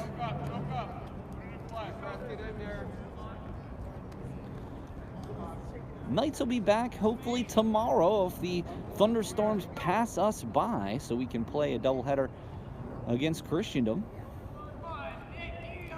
And we'll be back on April the 15th from In the Net. And April 22nd back here at FNB Field. Fulton down on strikes for a second time here today. In the leadoff position, this is never a recipe for success between Zell and Fulton. 4 strikeouts. This brings up the lefty, Zaheem Lewis. Big cut there. Can't get around on that one. Still a runner on first with 1 out.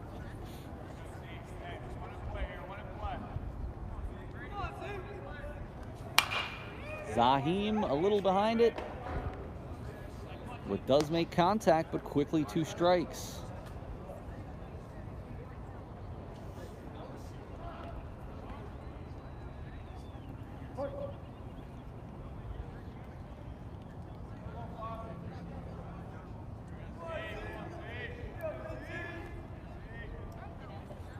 What a hook.